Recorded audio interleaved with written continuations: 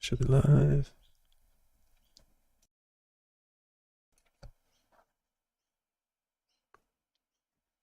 Can it test the sound? What zoom level is this? Yeah, nothing ever fits.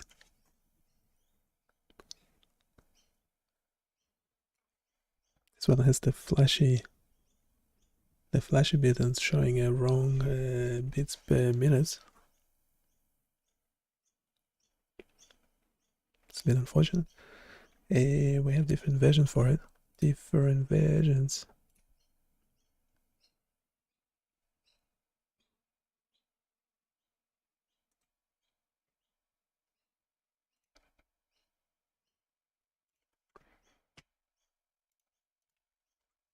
I have a different browsers. Yeah, so we had that demo. What?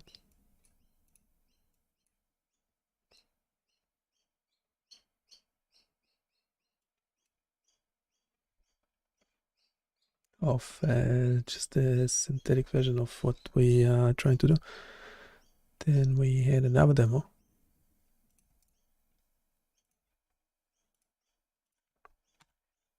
of how we actually calculate blood pressure out of this fluctuation. So this is looking at changes in the column, minor changes. Then we have the actual calculation of how we extract the blood pressure, not the blood pressure, heart rate, so the beats per minute. And we have the actual working version that is measuring your heart rate using the camera. Thank you very much. But then with this one, we had already like 10 or so versions of this. This is the one we have deployed.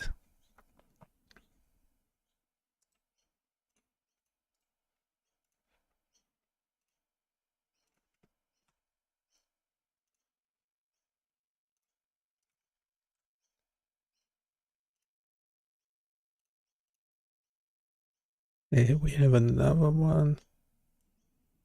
It's an updated version. I don't remember what the change. The change was that the amplification will only be shown for the region of interest instead of the whole thing.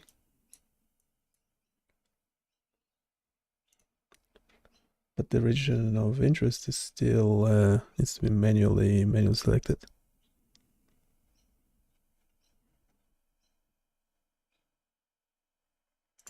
And we have a third version.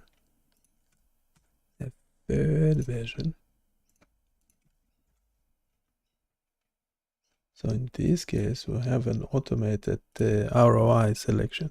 So we'll find your face, do an ROI around it. Problem is, it's trying to say choose your mark your skin, but it's not doing a really good job at it.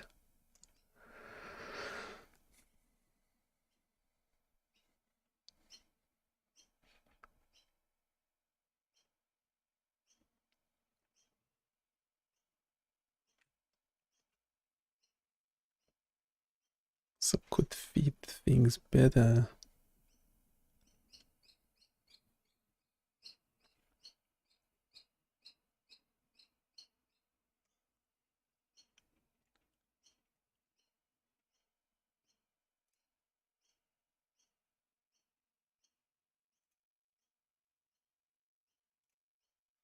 Can we reduce the canvas size or something? Don't know.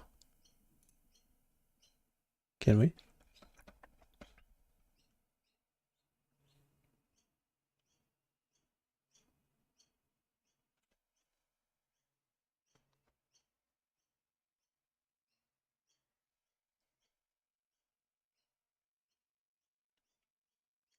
We want on wider screens, we want everything to fit in nicely.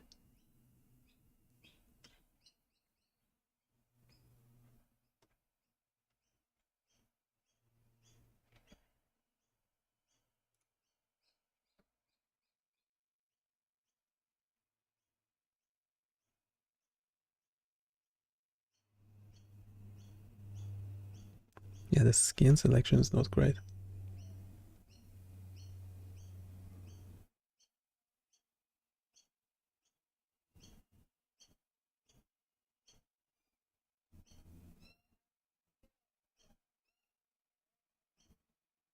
I don't get any signal out of it.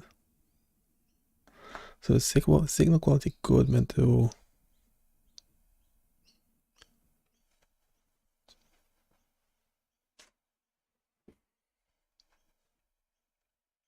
Yeah, we need a better ROI. Frames per second. Yeah, I can make it higher. We're not losing any frames in the video recording and the streaming.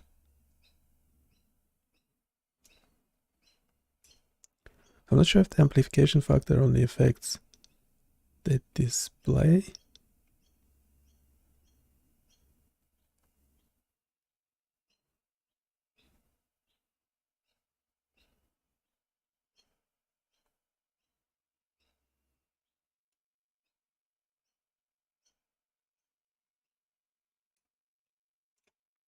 If you're doing manual ROI,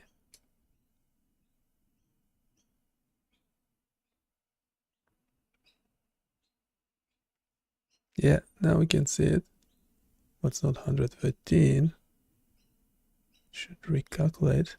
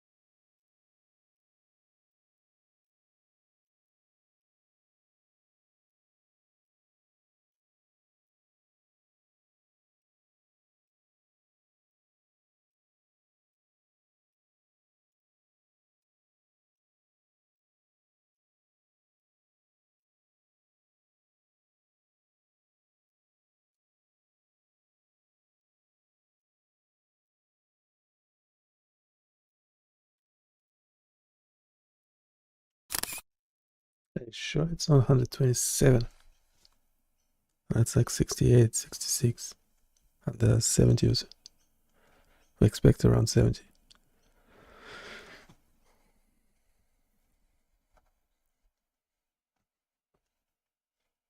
Is there anything flashing? Because sometimes there's something flashing on the screen. It can.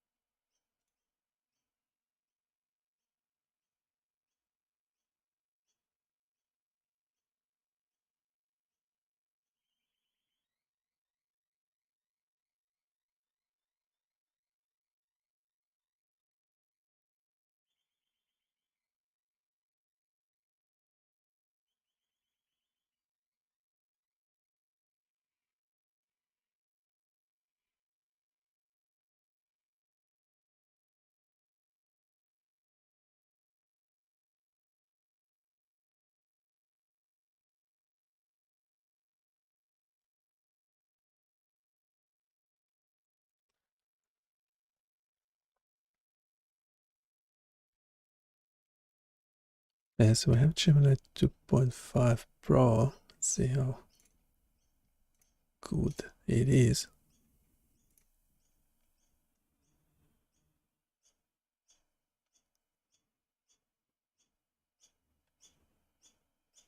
There might be a calculation issue. Yeah, the automated ROI.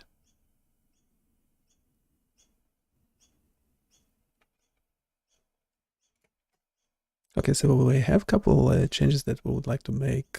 First of all, to do with the x-axis of the chart. So for the time domain and frequency domain, can we by default show the x-axis with labels, but then also have an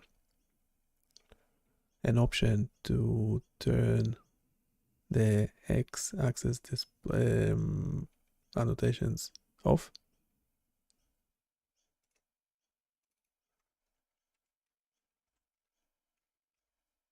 Labels.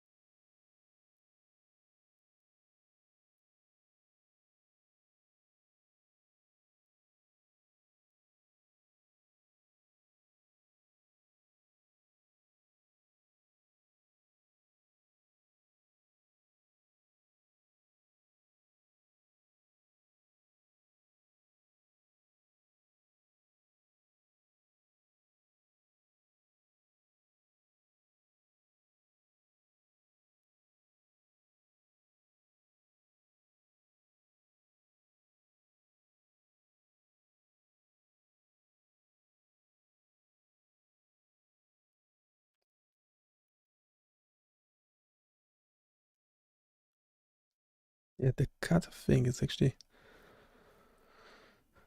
the filter.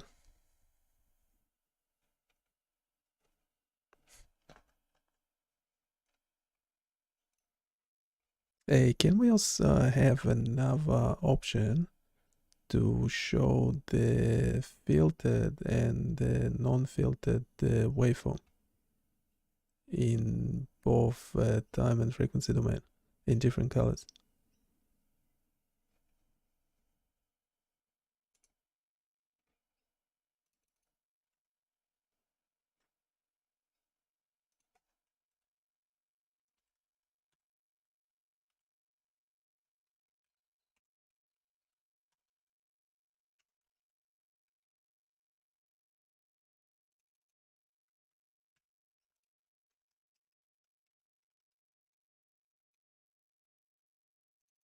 And what was the first one? Changes that.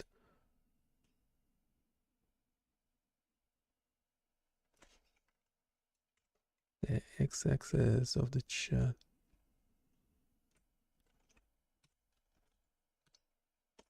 Show the x-axis of both.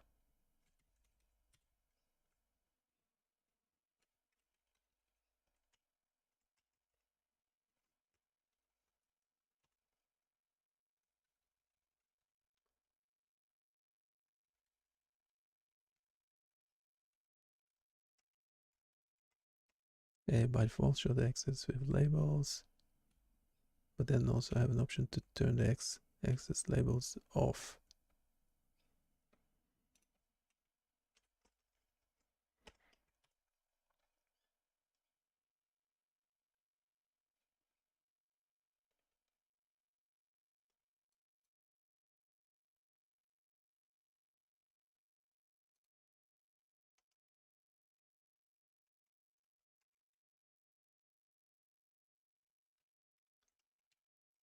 Can we also add a detailed?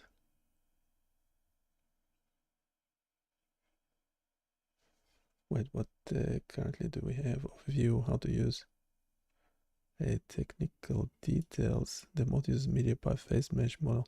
Identify. Okay. The correct set of these points from the forehead and cheeks.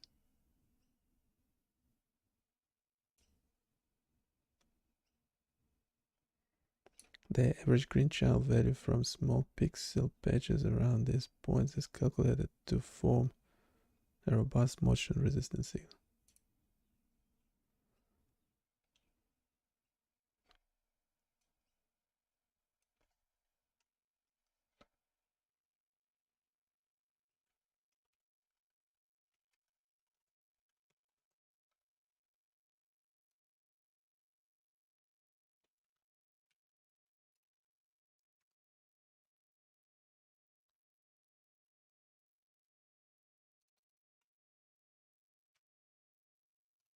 Okay, so we expand the automated RI technical details.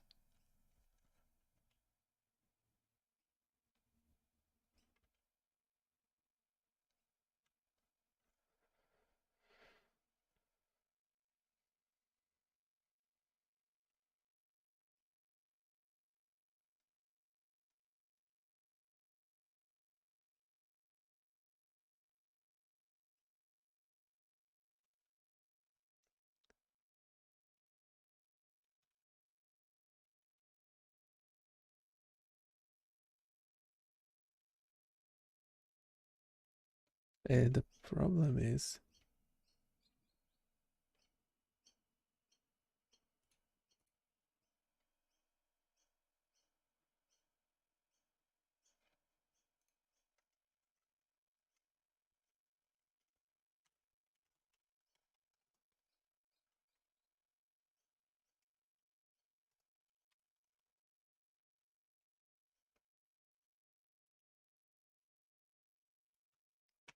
okay, we have a question about the automated ROI. How does the system handle case where the face is partially out of frame?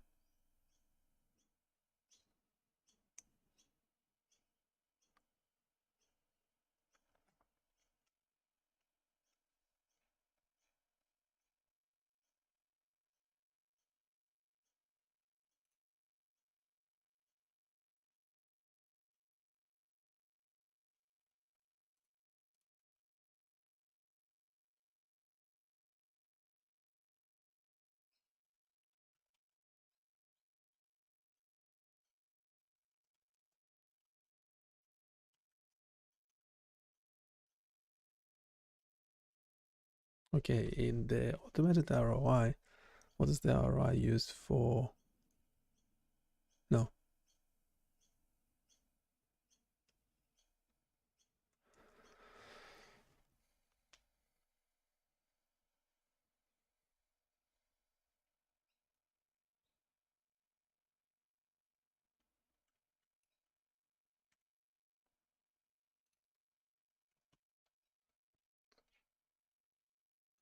Okay, so we have those prompts under the thing. Let's give the Gemini 2.5 Pro.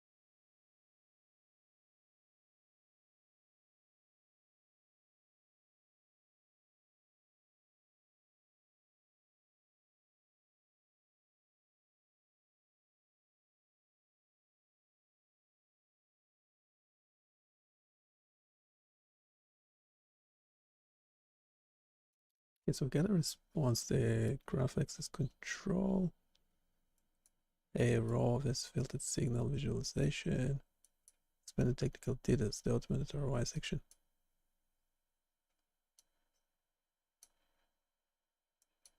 Okay, clarification on the automated ROI mode.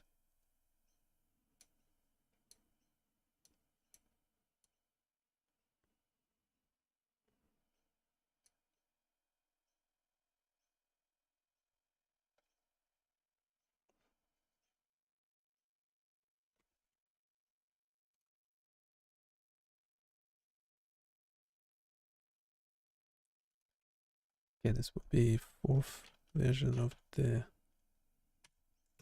code.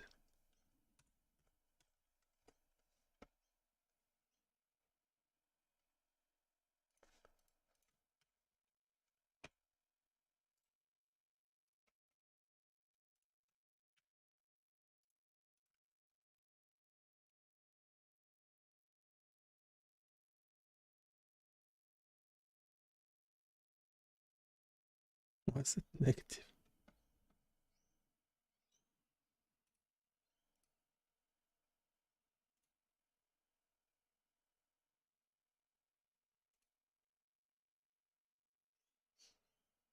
Okay, we have a row and filtered there.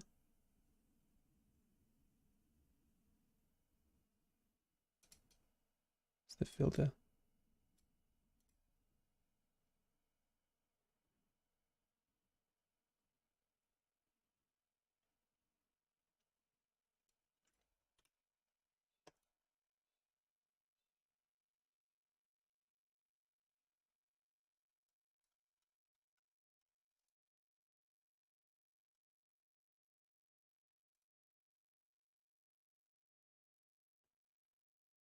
Not sure the filter is working.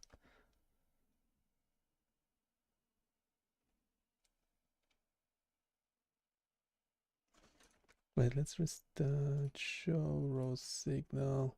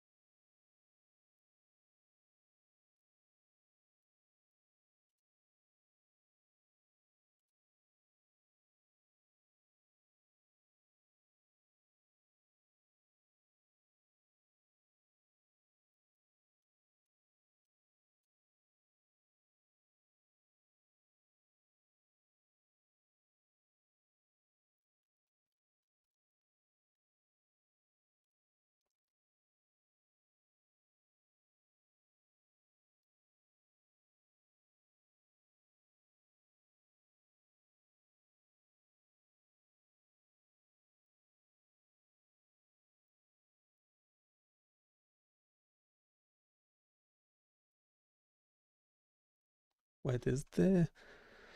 Yeah, have to be still.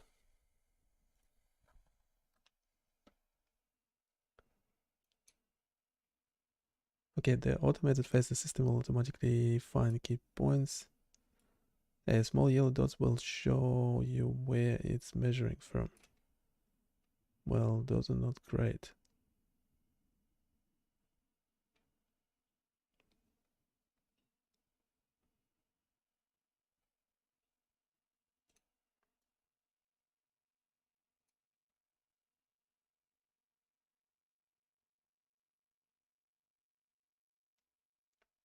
Note that the visual green pulse effect is disabled in this mode as the signal is averaged from multiple points.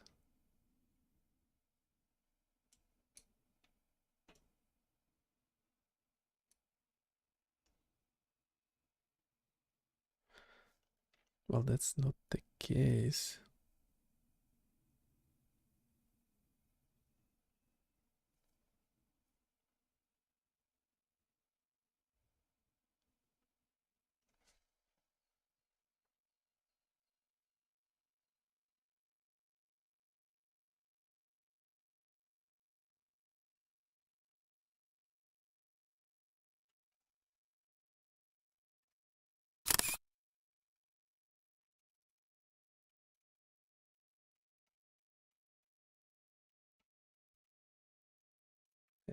Give it this image.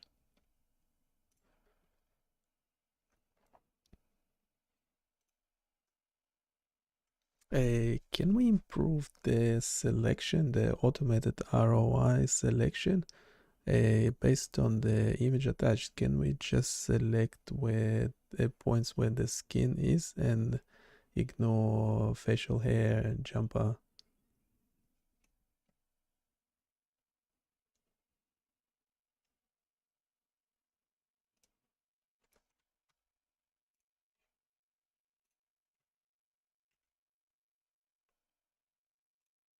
Will it regenerate the whole code? I don't know.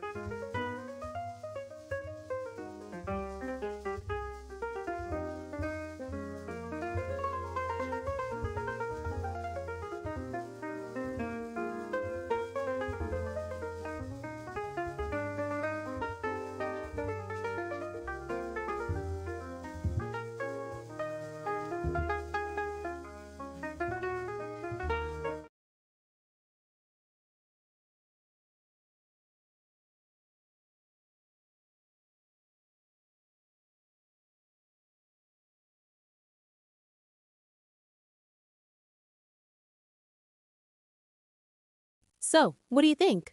Pretty cool, right? We're pulling a heartbeat out of thin air. Okay, hold on. You've built a web page that stares at me, turns my skin a sickly green, and then guesses my BPM with the confidence of a weather forecast in London.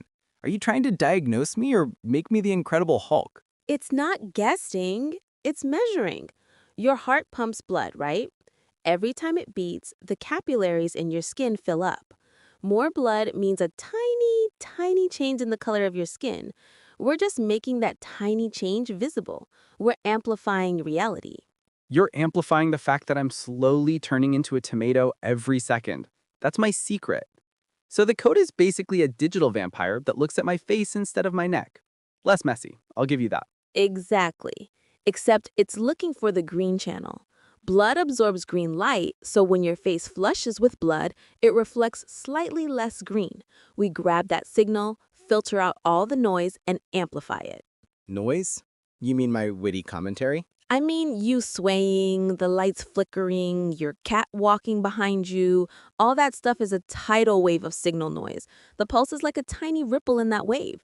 That's what the cascaded bandpass filter in the code is for. It's a bouncer for light frequencies. It only lets frequencies between, say, zero point 0.8 and 3.0 hertz into the club. So it kicks out the super slow I'm leaning in my chair frequencies and the super fast a fly just buzzed past the webcam frequencies? Precisely. It only cares about the range where a human heartbeat lives. Then we take that clean signal and feed it into the FFT, The what now? The fantastic face thingy? the fast Fourier transform. It's a mathematical magic trick. It takes a complex signal over time, your face wobble, as you'd call it, and breaks it down into all the simple frequencies that make it up. It's like tasting a smoothie and being able to tell someone exactly how much banana, strawberry, and spinach is in it. So my face is a smoothie, and the FFT finds the dominant flavor, which is pulse. And that bar chart graph is the recipe. That's a surprisingly perfect analogy. The highest bar on the frequency graph is the strongest note in your pulse signal. We just convert that note's frequency into beats per minute. Okay, but what about the yellow dots? It looks like my face is being prepped for acupuncture by a very indecisive robot. That's the automated ROI mode. That's media pipe face mesh. It finds 468 specific points on your face. We cherry-picked a few on the forehead and cheeks because the signal is strongest there. But then we hit a problem. Let me guess. Beards. Beards, the ultimate signal destroyer. It's like trying to listen for a pin drop through a woolly mammoth. The AI would happily put a dot on your beard and try to measure the pulse of your keratin. A noble but fruitless endeavor. My beard's pulse is a steady 0. Thank you very much. So how did you make your op less beardist? With another AI, of course. We run a skin segmentation model at the same time. On every frame, before we measure, we ask the skin model, hey, is this dot actually on skin or is it on a glorious beard? If it's not on skin, we just ignore it for that frame. You're using an AI to check another AI's homework. I love it. It's like having a bouncer for the bouncer. But even that wasn't enough. The biggest problem was lighting. If a cloud passes overhead, your whole face gets darker. The old code would freak out and think you were having a medical emergency. Right, because the I'm in a shadow signal is way bigger than the my heart is beating ripple. Exactly. So we got clever. We went ratiometric. Instead of just looking at the green value, we now calculate green divided by red plus blue. You're dividing colors now? Are you inventing new ones? What is green divided by red? Puce? Think of it this way. When a shadow covers you, red, green, and blue all go down by, say, 20%. But the ratio between them stays the same. The change cancels itself out. But your pulse, it mostly affects the green value. So when your heart beats, the green divided by red plus blue ratio wiggles. We isolated the pulse from the noise. That is genuinely brilliant. You're not looking at the volume of the music, you're looking at just the baseline. So what's the end game? You sell this to doctors for telemedicine? That's the dream. Remote health monitoring, fitness apps, maybe even lie detectors. I was thinking more practical. I could use this to see if my date is bored by checking if their heart rate is dropping to hibernation levels, or point it out my front door to know if the pizza guy is excited to see me. I hadn't considered the pizza delivery application, but yes, technically, it would work. See? You build the reality amplifier, I'll find the ridiculous uses for it. It's a partnership. Now, if you'll excuse me, I need to go see what my ficus tree's heart rate is. For science.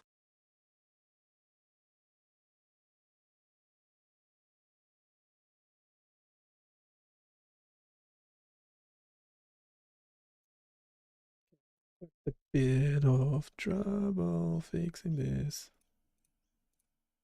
So manual ROI works. Should be able. And now we also showing the noisy signal and the filtered one. Just make sure we're getting the beats per minute correctly.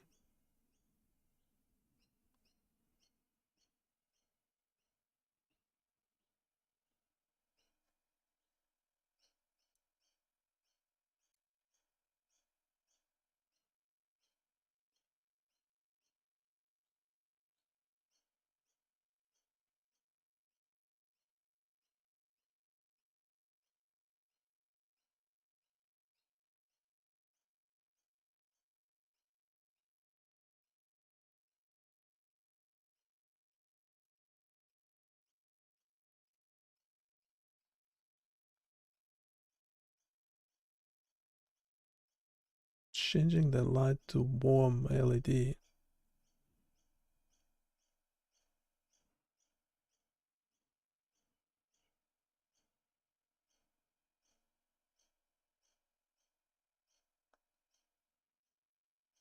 One of them was better.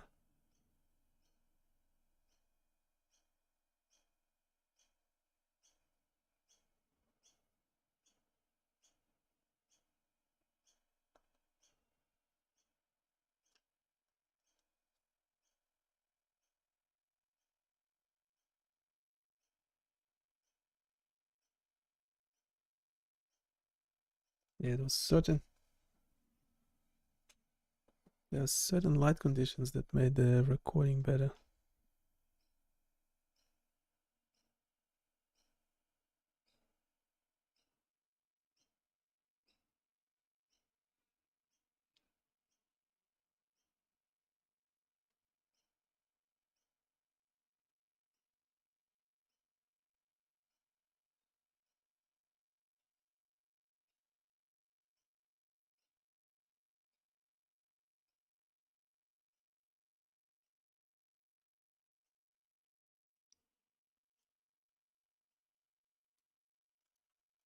Go for the default values for a sec.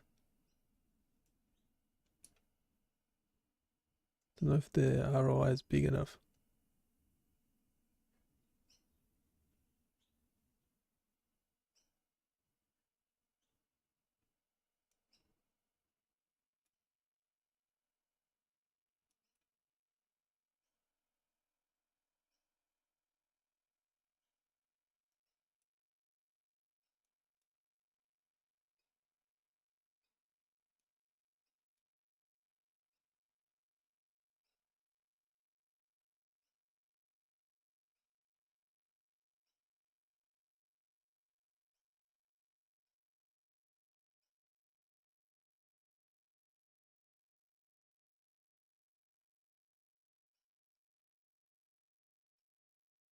Yeah, I'm not getting strong enough signal.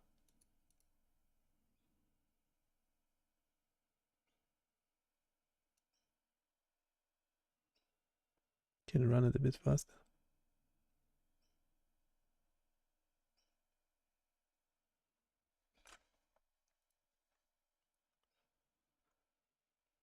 There's something not right.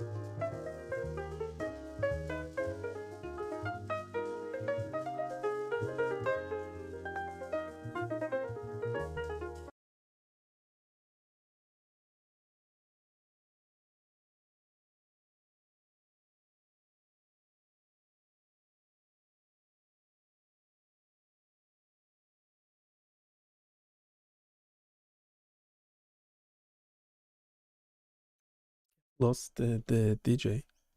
We lost the AI DJ.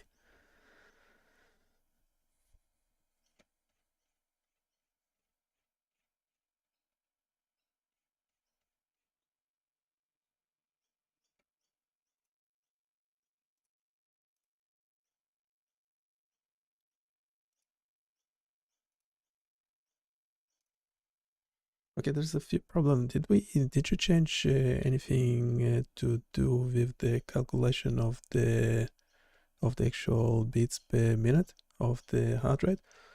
Because it seems like the previous version could have been better, and now I seem to be struggling getting a higher quality signal. Can you explain why that might be happening?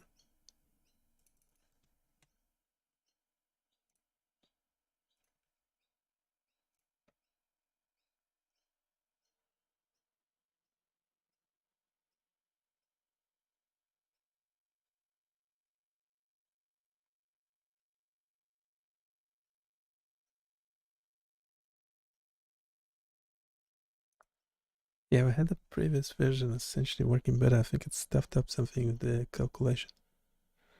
Because we added more functionality. So this version 4 can show the raw signal before filtering. Even that, I'm not sure it's working correctly. This is all brought to you by Gemini 2.5 Pro. I might get Claude or something to double check the code. Thank you for the comments. Don't forget to smash that like button, or whatever it is other YouTubers say.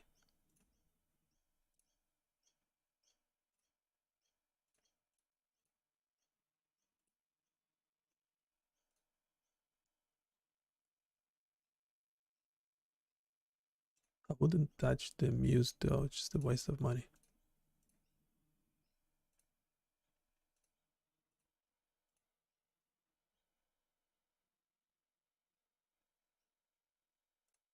Yes, so you're absolutely right. The previous version might have seemed better, and new versions likely is struggling to get high quality signal.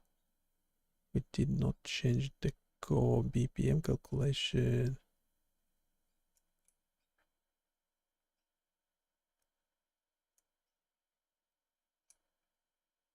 Yeah, the old signal raw green was doing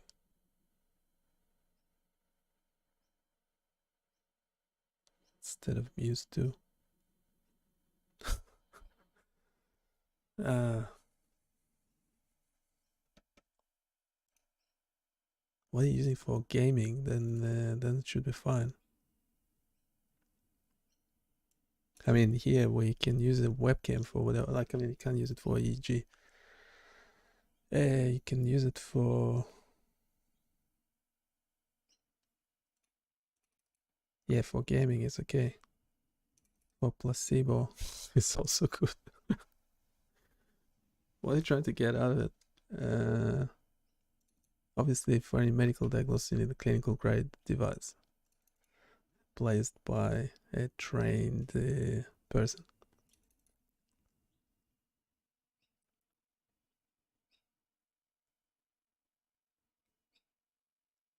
The value from the camera. So it changed. We used to look at only green channel. Typical value of this again might be 150. Tiny pulse fluctuation might change from 150.0 to 150.2. So that's the kind of changes we're looking in the camera for. We have the this simulation as well for a skin patch.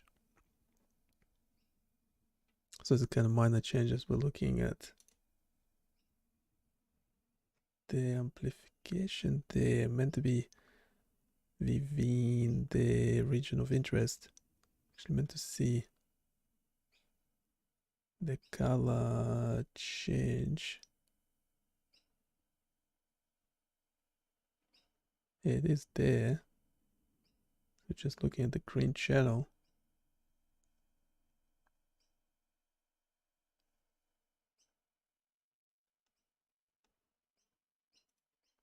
The new version, for whatever reason, is trying to do something more complicated. A new signal is ratio metric, a typical ratio for G divided by red and blue might be around 0.5. Tiny pulse fluctuation. Our entire processing pipeline, filtering, FFT, visualization was implicitly tuned to handle the larger number from the old method.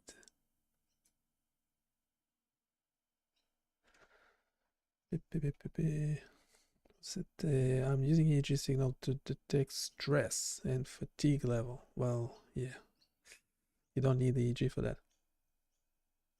Just need to be self-aware. POC, what's a POC?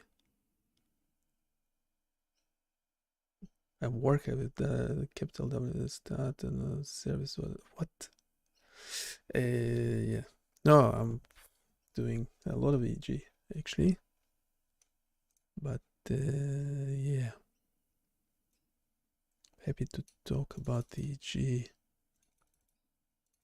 Until the cows come home, we have lots of EEG resources. Everything we do is available eventually on BioniChaos.com. On the landing page, you can select neurological. There's a proof of concept. Yeah, all of this, everything we do is proof of concept, isn't it? Until patients actually starts using it.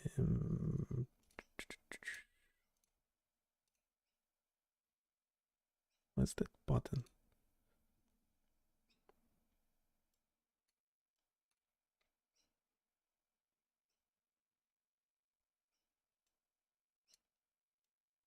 Yeah, once.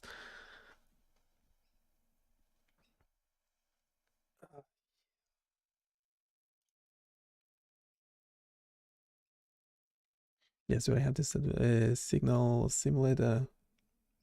Yeah, so good luck recording any good EEG with gaming, whatever dry electrode devices.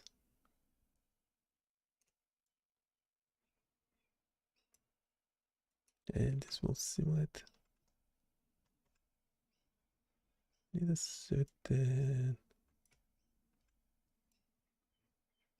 Doesn't fit the screen very well.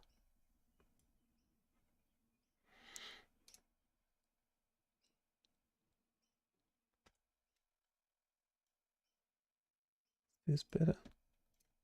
Anyways, you can say custom sleep. You should have your delta. That's what the signal will look like. Can reduce the artifacts.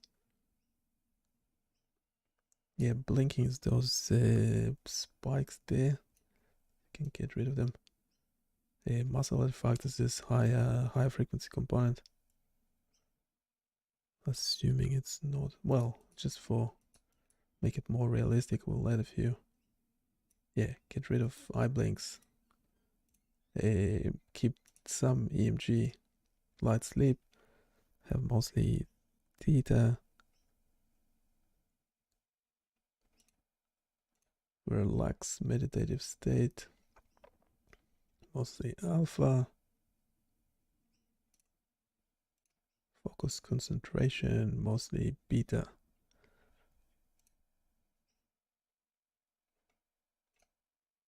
I can run a demo.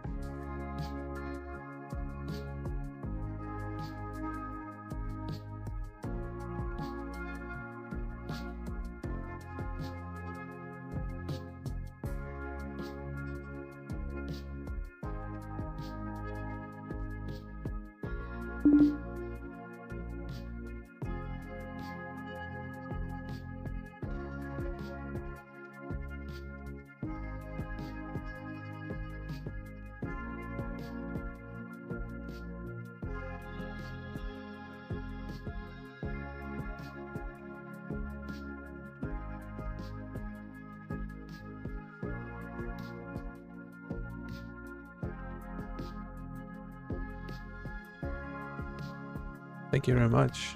I don't know what is it. Some other R dollars. I don't know what they are. But thank you for that. Yeah, trying to fix this thing. We have a couple of versions of it, so we should turn the music off. The AI DJ, music effects DJ, Witch House. Can turn on the Witch House. Yeah, that's horrendous, isn't it?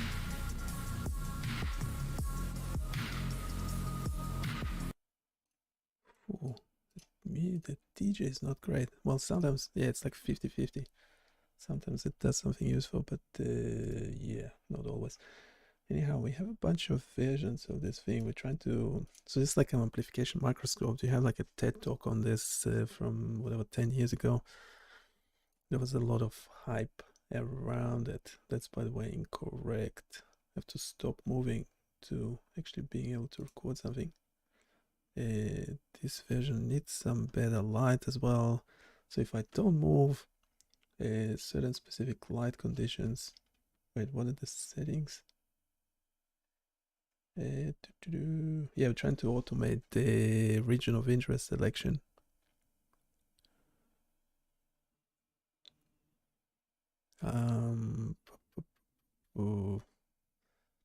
Yeah, I have filtering. In the new version you can actually see the raw signal and the filtered one overlaid on top.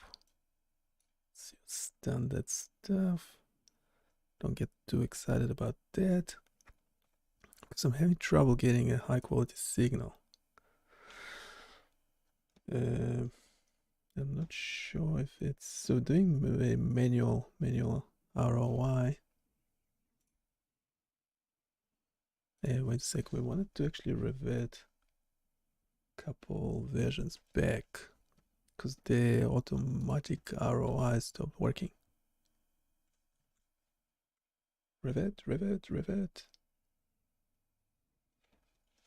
No. This one? Yes, yeah, the automatic, so it will detect your face. Now, it meant to only select the points where your skin is, which is obviously not doing a great job at it at the moment. But it's probably the best version we've got. This version 4. Just rename it. Rename. Yeah, version control. It's a bit of a pain.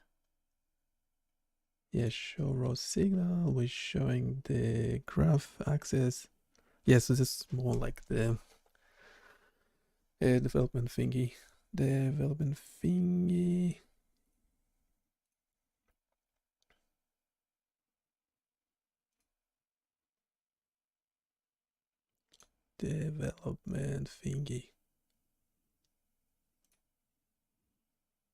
Ah, yeah, whatever the $10 R, whatever R stands for, is actually 180. That's just under $2, American, Australian, whatever. Thank you very much. I don't know what R is. R? Can't even guess. I wouldn't be even guessing.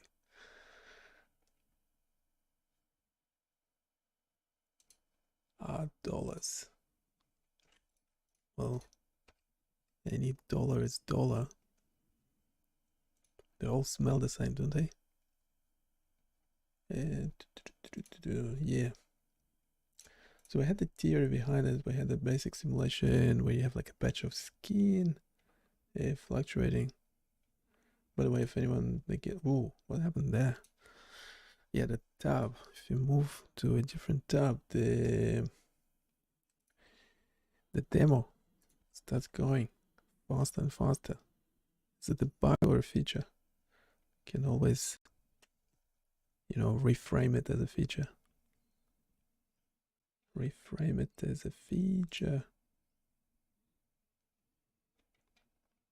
Yes, we should have much more EEG stuff on the website. Well, training models as well.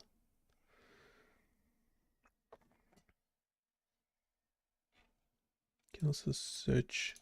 The search eventually would be a chatbot, of course, as everything is. We actually did have a comparison. Yeah, EEG device comparison. Yeah, so do we have the Muse? Yeah, we do have a Muse there. I don't know if it's correct. Muse S of some sort. A $475. Yeah, so consumer grade. So over here you have consumer, research, clinical grade. You can filter them out.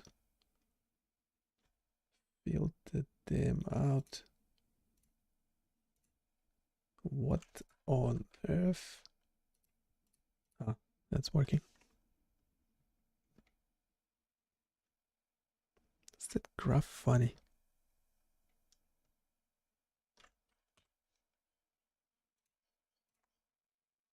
Okay, so you have consumer, which is low in price and low in signal to noise ratio. Then you have your research grade, which will be your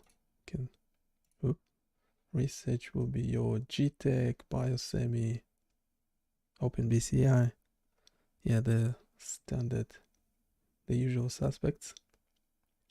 Then you have your clinical, which again will have higher price, higher signal to noise, so more noise. So more signal. So you have your Nihon Compumedics. Not sure about that one. Neurovista is, I think the company is went under. This one also got acquired, essentially went under. And then you have implantable devices as well. Implantable, yeah, Neuralink, Synchron, Epimatter, Neuropace. Yeah. Anyhow, I'll pop the link in the chat for you to check it out. Check it out. Yeah, should have more EEG stuff for training models as well. Training. This thing that we was struggling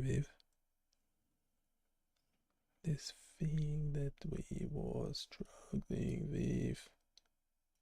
To have an automated ROI, except yeah, the chin is off and the beard. So maybe if we shave, you get a better signal. So all these parameters will make a difference, make an effect. We'll try to improve it a little bit, but there would be a limit. Thanks to benchmark. Yep, yeah, that was done quite a while ago. I can talk about it some more. Essentially, you have the links, maybe some of the links. Yeah, check them at the time, about a year ago when actually putting this together. Obviously, it was put by AI, but I did check. What did the asterisks? I forget. The asterisks meant to indicate something. Yeah. Was it just for the implantable devices? I'm not sure. The graph should really be longer. I don't know if it's yeah, when you open it in different screen sizes, it looks different. So I don't know if you open it on a tablet or something, it might look better. Should be more EEG stuff. Let's see, EEG. Oops. Yeah, we're doing a lot of PPG and ECG, so cardio stuff. If you go all tools, you can search EEG. Yeah, we did this PCA-RCA analysis for EG. Yeah, this guides. One of the what's called the deep research for GPT, ChatGPT, or Gemini, whatever, really loves doing this kind of stuff. Some of it was not bad. Yeah, a comparison. Yeah, so the electrode tissue interface is what's really important. With dry electrodes, you get really high impedances. So the resistivity, whatever the skin electrode tissue interface is not great. So you definitely need paste, need conductive paste. Essentially, without conductive paste, it's not EEG. The signal that you're looking at is highly unlikely to be EEG. If there is some EEG in it, whatever the 10% EEG that you will have in the signal, yeah, will be unreliable. It's a weird demo again that Gemini or ChatGPT made. Yeah, so the question is what you're doing it, using it for. Obviously, for clinical diagnosis, you need a clinical device. In neuroscience research, again, ideally we'll have a clinical or at least research grade something. Yeah, you have some semi-dry electrode stuff that could work, but it's either dries out over time, or if there's like a gel thing, or if it's a spongy thing, you need to top it up with water or something. Then again, your impedance fluctuates, so your signal to noise ratio fluctuates over time. So you might be getting good recordings for like 10 minutes, then they go back to not being good. Yeah, we can talk about this until the cows come home. We were doing invasive stuff before, so minimally invasive implanting subscalp, so under the skin electrodes for long term. So essentially using like a cochlear implant technology to record EEG in epilepsy patients long term. So this kind of stuff, yeah, kind of get used to high quality signal, and then once you see something from a Muse or one of those gaming gear, yeah, it's quite shocking. I wouldn't be using it pretty much for anything. Yeah, it's like this thing that we're doing in the moment. If you sit in the right angle, like now, you can actually get your heart rate. If the light is correct, you might need more light. If you select your region of interest, we're trying to automate it.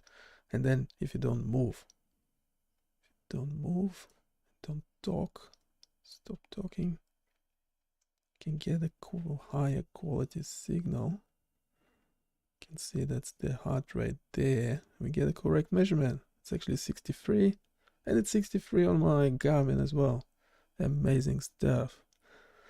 But as soon as you move or doing something funny, or the light in the room changes, then the signal quality drops to nothing. Yeah. So good luck to us all. Good luck to us all. Kind of stuff that you have to be aware of.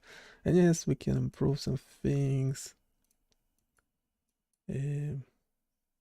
Yes, we will have some suggestions of what you can do not move, this and that. Adjust controls, you can adjust the filter settings, but yeah, it will have limited. I'm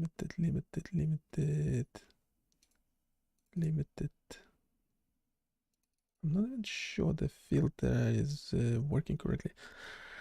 I mean, it's probably working for the calculation of the beats per minute, but it doesn't work for changing the display, which is fine.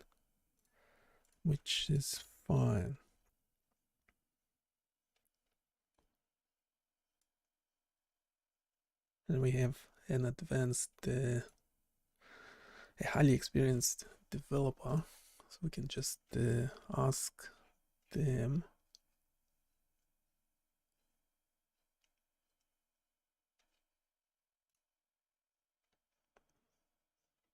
We actually went to a previous version of the code.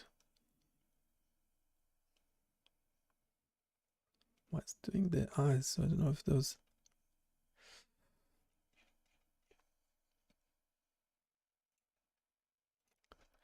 Yeah, without modifying the code, can you just answer a few simple questions? So first of all, are all the yellow dots used as ROIs? How would you, and our question is like, how would you go about it if some of them are over facial hair? How would you remove those or filter those out? Would you do it manually, or can we have an automated something that will actually check the skin tone? So maybe we can select one of the yellow dots as for sure skin, for example, or it can be automatically selected as the middle of the forehead. Hopefully we don't have any hair there, or if we do, it's minor. And then based on that point, we can filter out other points that are not the same range of skin tone. How about that? How does that sound?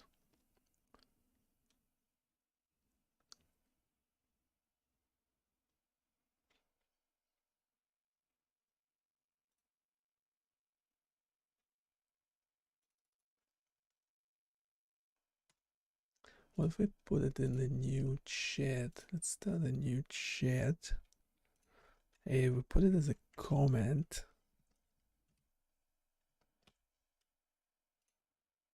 We put it as a comment below, so the comment will be below the page.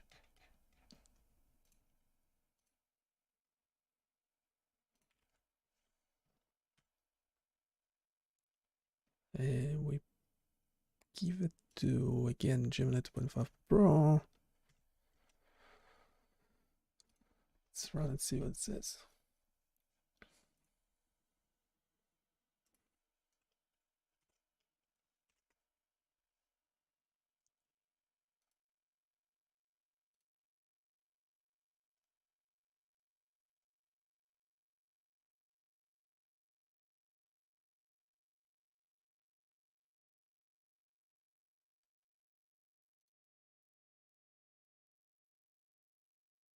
Right. A dollar is not a dollar, it's a South African rand. It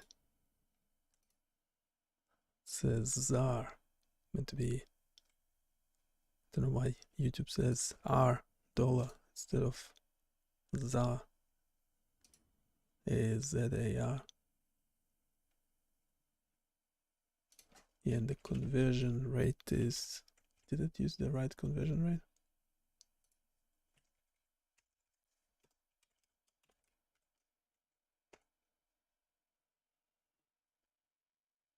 It must be American then, because it's 10 ZAR is 88 cents Australian. USD 58. I don't know. YouTube did a different conversion for it. Okay.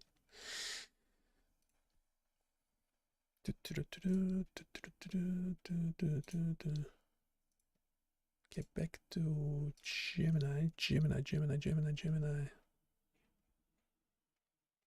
Ah, it's a lot of stuff.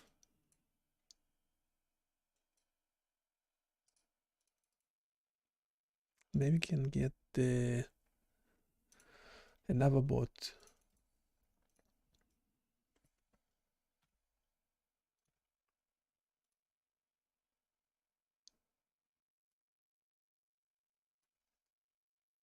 Try to do a quick one.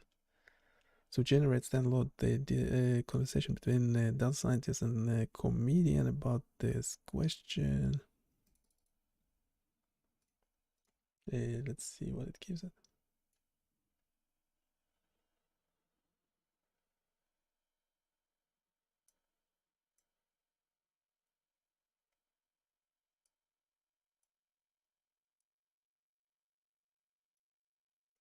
Yeah, getting good reading, 63 BPM. My thing showing, yeah, fluctuating around the same value, so it's pretty good. Yeah, maybe they need to change the amplification factor and things like that.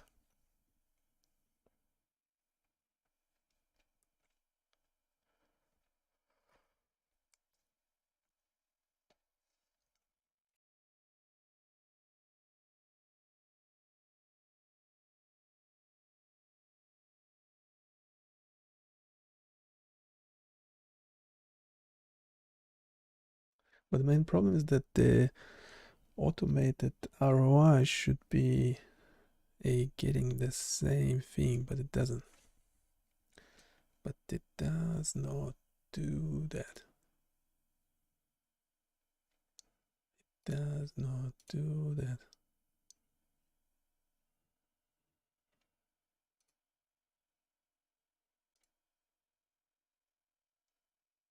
Too many windows open.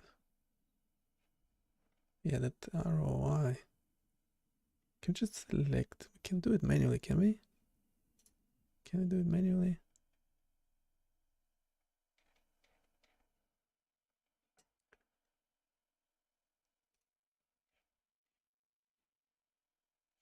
Can we do it manually?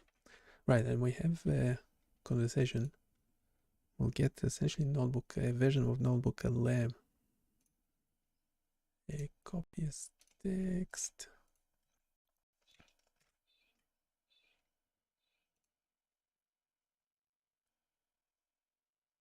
I think it will just start talking when it's ready. In the meantime,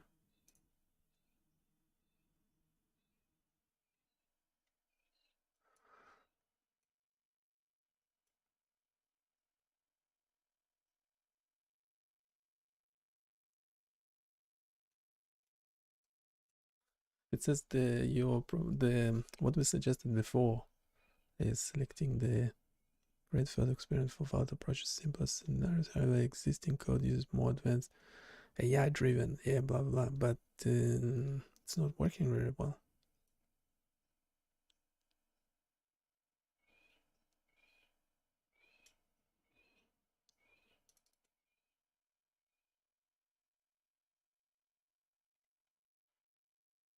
So I don't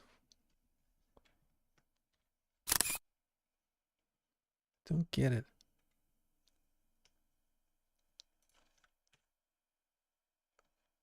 Don't get it. So first of all, some of the yellow dots seem to be over facial hair. Some of them seem to be on at the edges of the eyes. Are those correct? That they don't seem to be correct. Can suggest an improvement. Essentially, what I'm trying to do is replicate the results with the manual region of interest box selection, which gives me a good BPM reading, but with the automated ROI selection I'm getting rubbish.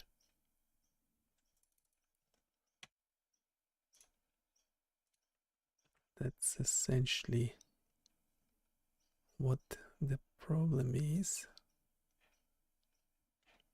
Let's see what it says in its defense.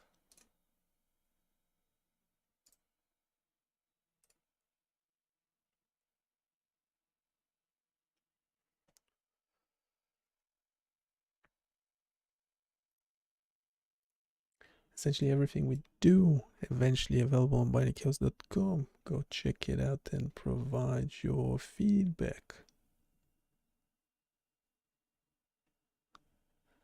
We even had the music from EEG being generated. So generating music out of EEG waveforms. Yeah, we did event related potential. That's just the blog. We can do more on that if anyone is interested.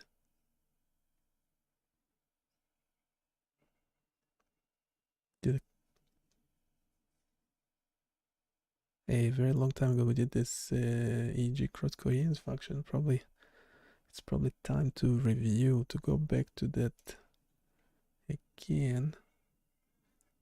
Yeah, this web app is not great. We can make a better page out of it to begin with. Yeah, obviously we have some EG data visualization. Did it drop any frames when loading this? No, because this might be a bit heavy. No, I think I was actually reducing it. It was a very large file, but reduced it to a smaller something. We actually had a better version of it as well. Yozik, you've been staring at that pulse tracking app for 10 minutes. Are you trying to see if you can lower your heart rate by sheer force of will? I'm trying to understand the little yellow dots. They flicker all over my face like tiny caffeinated fireflies. Are they all ROIs? Is each one sending a tiny report back to headquarters saying, yup, he's still alive? Barely. Not quite. That's the first and most common misconception. Think of it less like a team of reporters and more like a casting call for a very exclusive movie. A movie called My Forehead's Inner Monologue? I'm listening. Exactly. The code has a list of about 20 potential candidates, ideal spots on the forehead, cheeks, nose bridge where the pulse signal is usually strong. But on every single frame, it holds an audition. The yellow dots you see are the ones that pass the audition for that specific moment. They are the survivors. Survivors of what? My terrible lighting? My existential dread? Close. Survivors of the "Are you actually useful" skin test? Which brings me to your next question, which I can see forming in your clever comedian brain. You know me too well. My beard. What happens if one of your star candidates, let's call him Cheekbone Charlie, decides to audition from under my glorious, signal-blocking facial hair? Does the app just trust him? He seems honest. Let him in. Ah, the facial hair problem. That's where the real magic comes in. The app is running two AI models at once. The first one finds the face and the candidate landmarks, our hopeful actors.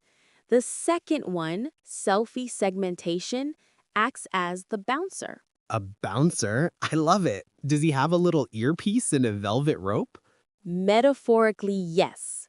The Bouncer AI creates an invisible, super detailed skin map of your face on every frame. It's like a ghostly stencil that knows, with very high confidence, this pixel is skin, this pixel is beard, this one is the frame of his glasses, and this one is the hair flopping over his forehead. So it's a digital ghost with a PhD in dermatology. Precisely. So before Cheekbone Charlie gets his data used, the app checks his location against the bouncer's skin map. If the map says confirmed skin, Charlie's in. His green channel data gets added to the average. If the map says, nope, that's a follicle forest, Charlie is unceremoniously thrown out of the club for that frame. He doesn't get to be a yellow dot. So the system is automatically ghosting the hairy applicants. That is brutally efficient. I respect it. But wait, I just had a brilliant idea. I'm gonna save you all this AI mumbo jumbo. Oh boy. Go on. Why not just do it the old school way? Like with the paint dropper tool in MS Paint. You click on a definitive 100% skin-colored spot, say the very middle of my forehead. The computer saves that color. Then it just tells all the other little dots, okay team, you're only allowed in if you're this specific shade of Yozik beige. Filter out the beard dots because they're the wrong color. Simple. Am I a genius? You're a very clever comedian who just reinvented a classic computer vision technique called color segmentation. And it's a great idea until it's not. What do you mean, until it's not? Okay, stay perfectly still. Now, just lean forward into the light a little. See that? The light hits your forehead differently. The shadow on your cheek just deepened. Your Yozik beige is now 10 different colors. Your paint dropper system would just have a panic attack and fire everyone. My brilliant system is foiled by a 60-watt bulb. Exactly. The AI bouncer, on the other hand, is smarter. It's been trained on millions of faces in all sorts of lighting. It doesn't just see color, it understands context. It knows that skin in shadow is still skin. It knows the texture and shape of a beard is different from skin, even if the color is similar. Your method is like a guard who only checks if your shirt is blue. The AI guard recognizes your face, checks your actual ID, and knows you're not supposed to be wearing a fuzzy mask. So my idea is a colorblind security guard, and the app is using a psychic, all-seeing super bouncer? That is the best summary I have ever heard. It's not a democracy where every dot gets a vote. It's a highly exclusive, AI-powered nightclub for only the most legitimate, well-lit, non-hairy patches of skin. Incredible. I feel so validated. At least parts of my face do. The rest have been rejected. I'll have to have a word with them.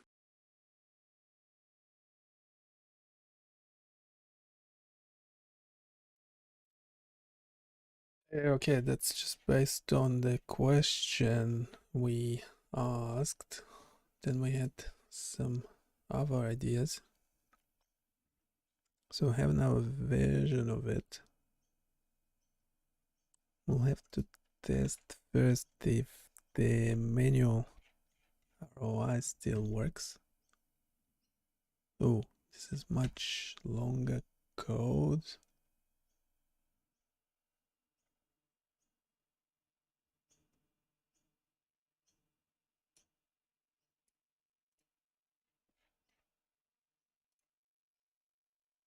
That's searching for.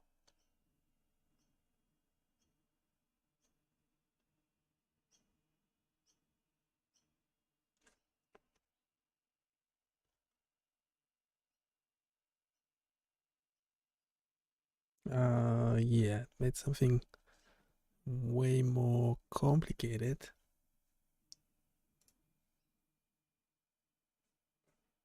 It's searching for stuff.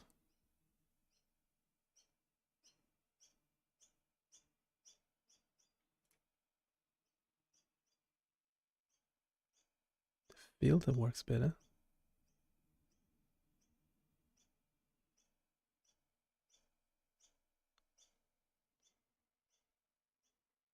Well, that's how it should work.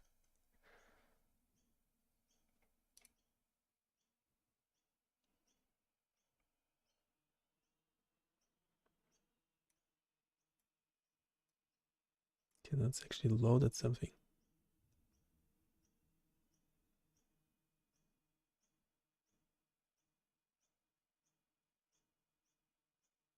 Memory access out of bounds, what?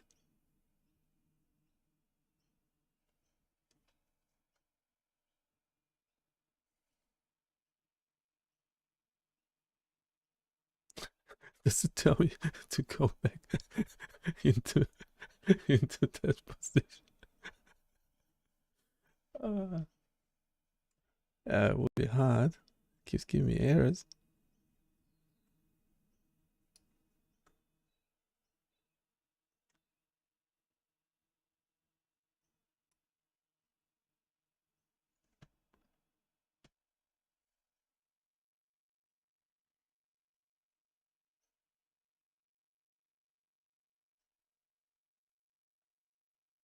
I like how the filter works. It's my light. You can see the light is actually changing stuff. Got rid of the frames per second selection. I think it's 30. It feels like 30. The green jumping between two. Okay, what happened there? Looks like a filter artifact of some sort.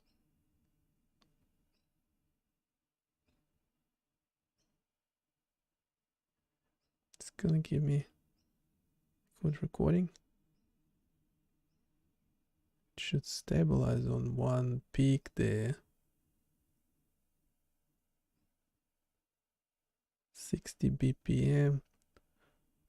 Looks good. It's 57.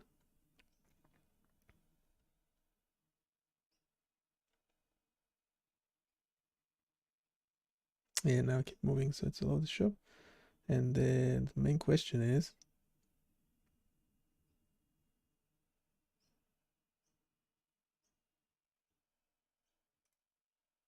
is the automated thing working? Oh, it's 700 megabytes in the browser. What is it doing?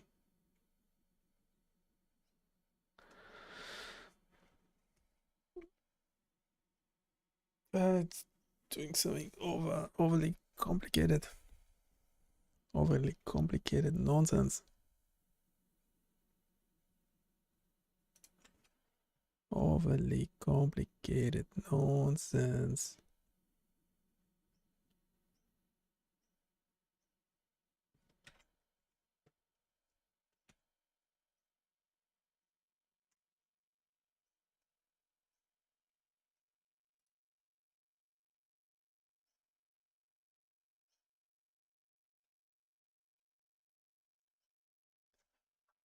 Overly complicated nonsense.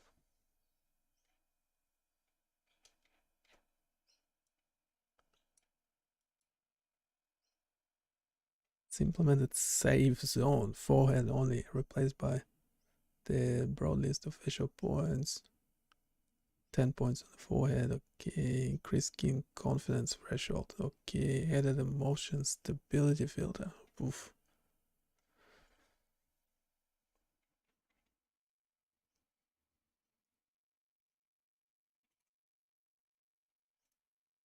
It actually gave us two options, but the second option didn't have the code.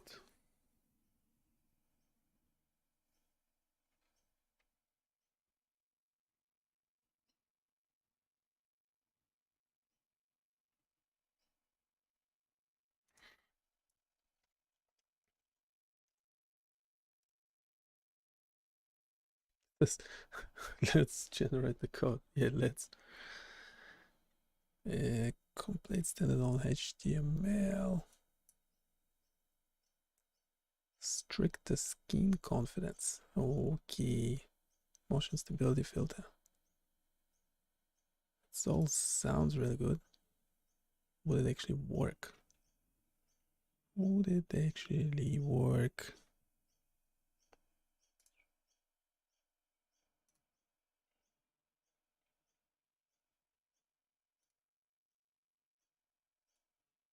Should ideally look like this. In reality, we get the very noisy signal. Close that.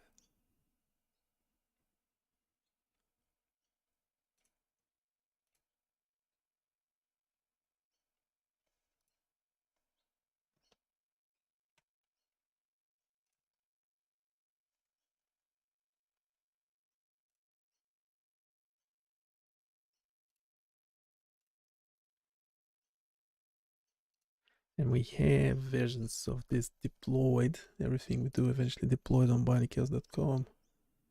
Go check it out. Provide your feedback.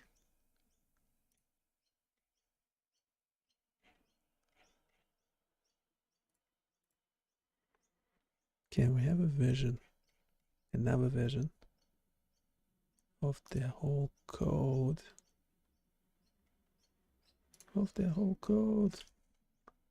This will be version 5 or something.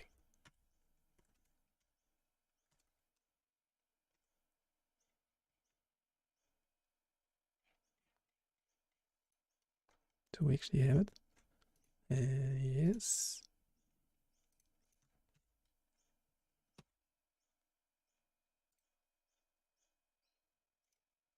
Version 5, here we go.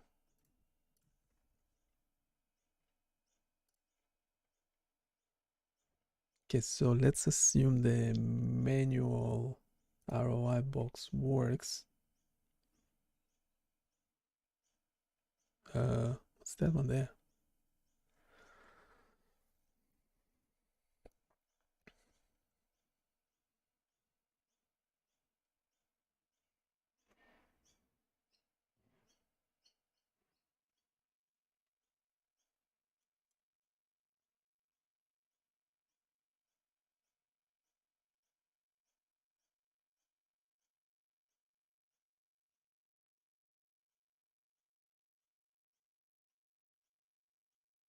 These ROIs, the selection of the ROIs is not great.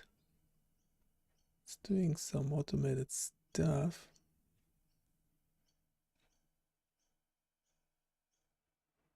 It's doing some automated stuff. Let me open it again. I need it on our screen.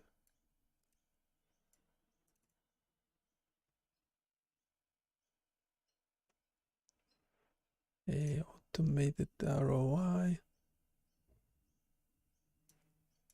can do FPS of 60.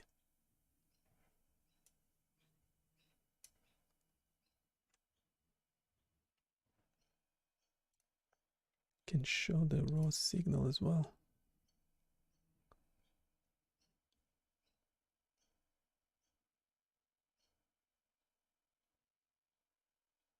What's the one on the chin? It shouldn't be there.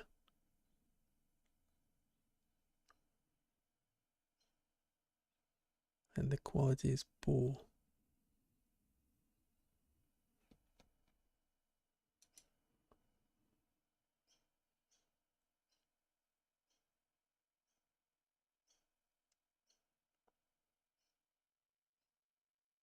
No, just some noise. Just noise. Just noise. Just noise. Oh, come on.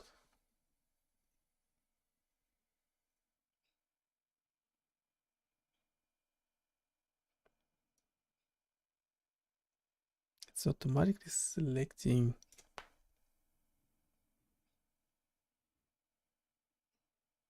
I don't know what is it selecting. Selecting something. We don't need the chin one. We don't need the chin one. What happened to? We don't need the chin one.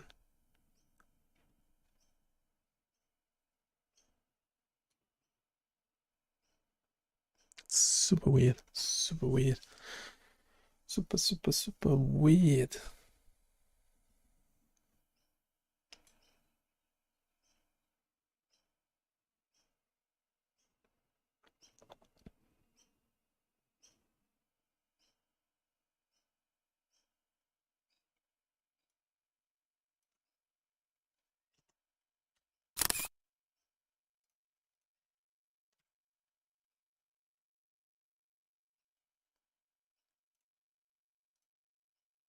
Can you explain what the problem might be? Maybe it's the ROI, the points that are just on the hairline potentially. Are they causing the problem, or what the problem might be?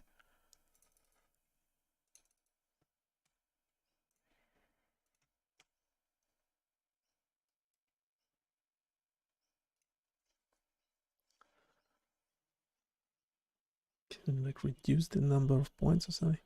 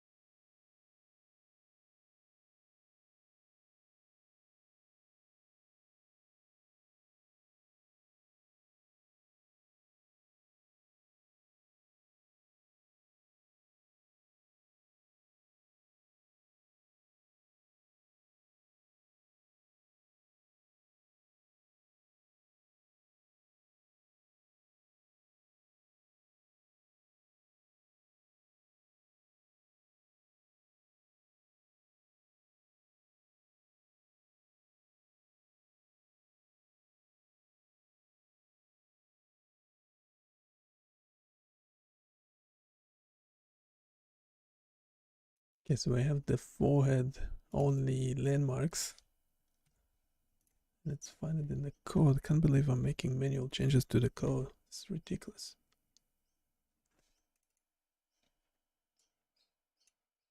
What's all this vibe coding for?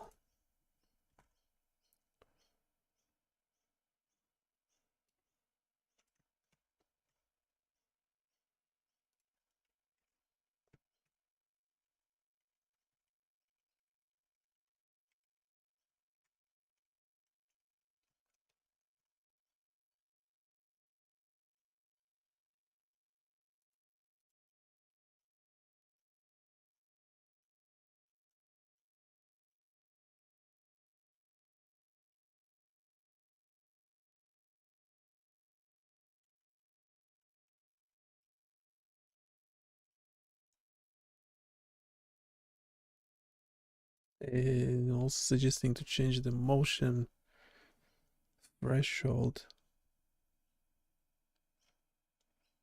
No, wait, before the motion threshold. How many points are there? 6. Yeah, one of them is incorrect.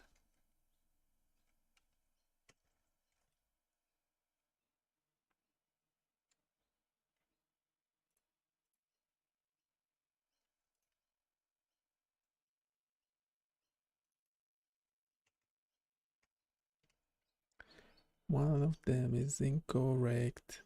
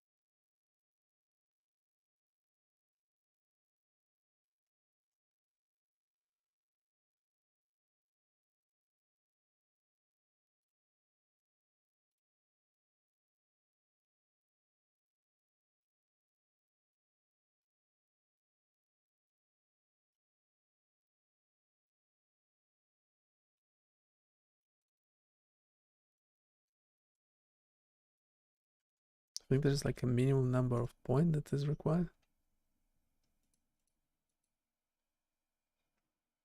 So just doing this 3. Can get rid of the chin one.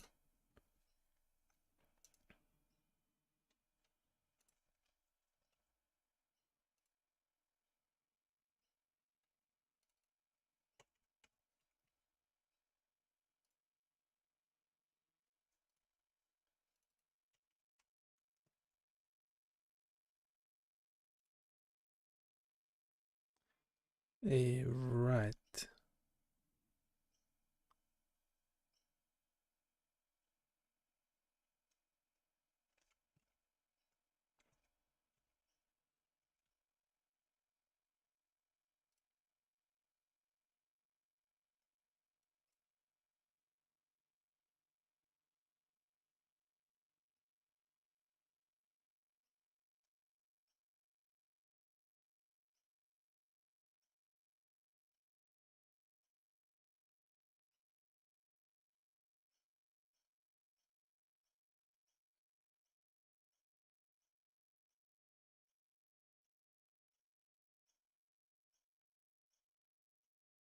It's measuring blinks really well.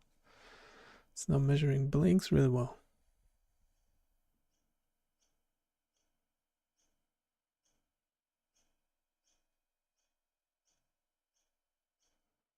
But at least we know what a blink looks like.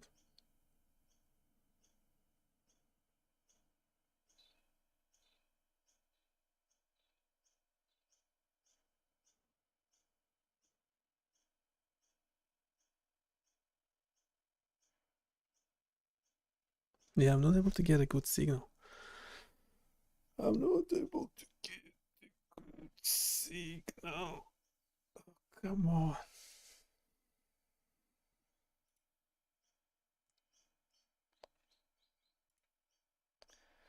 I'm not able to get a good signal.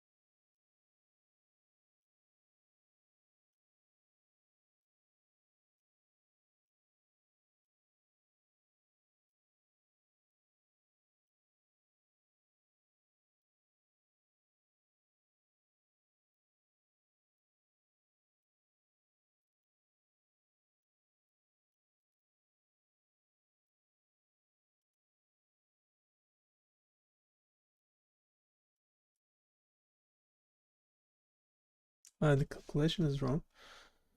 So if we're doing manual ROI,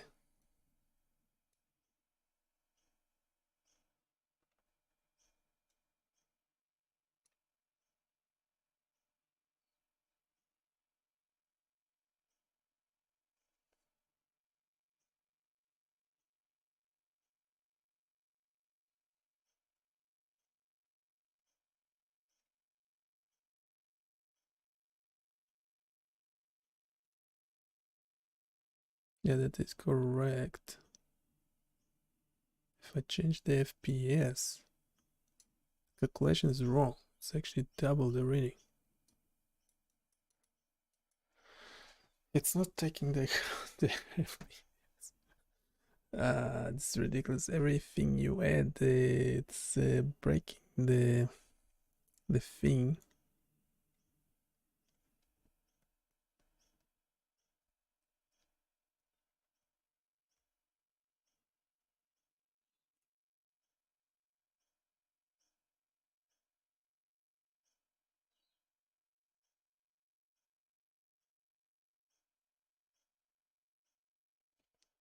Yeah, for the automated ROI, I'm still getting noise. Still getting a lot of noise.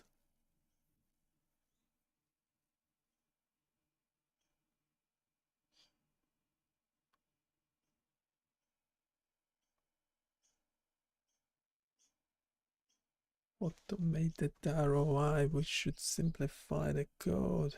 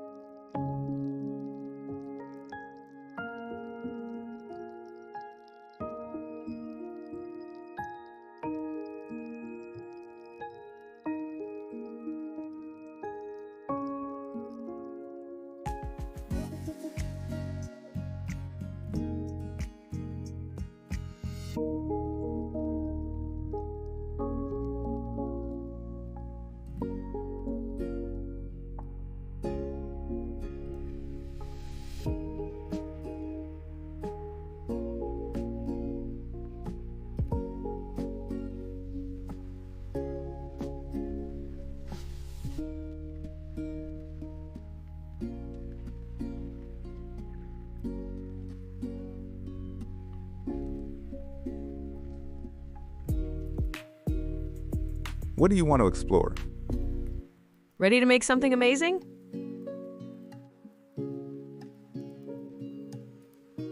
What do you want to explore?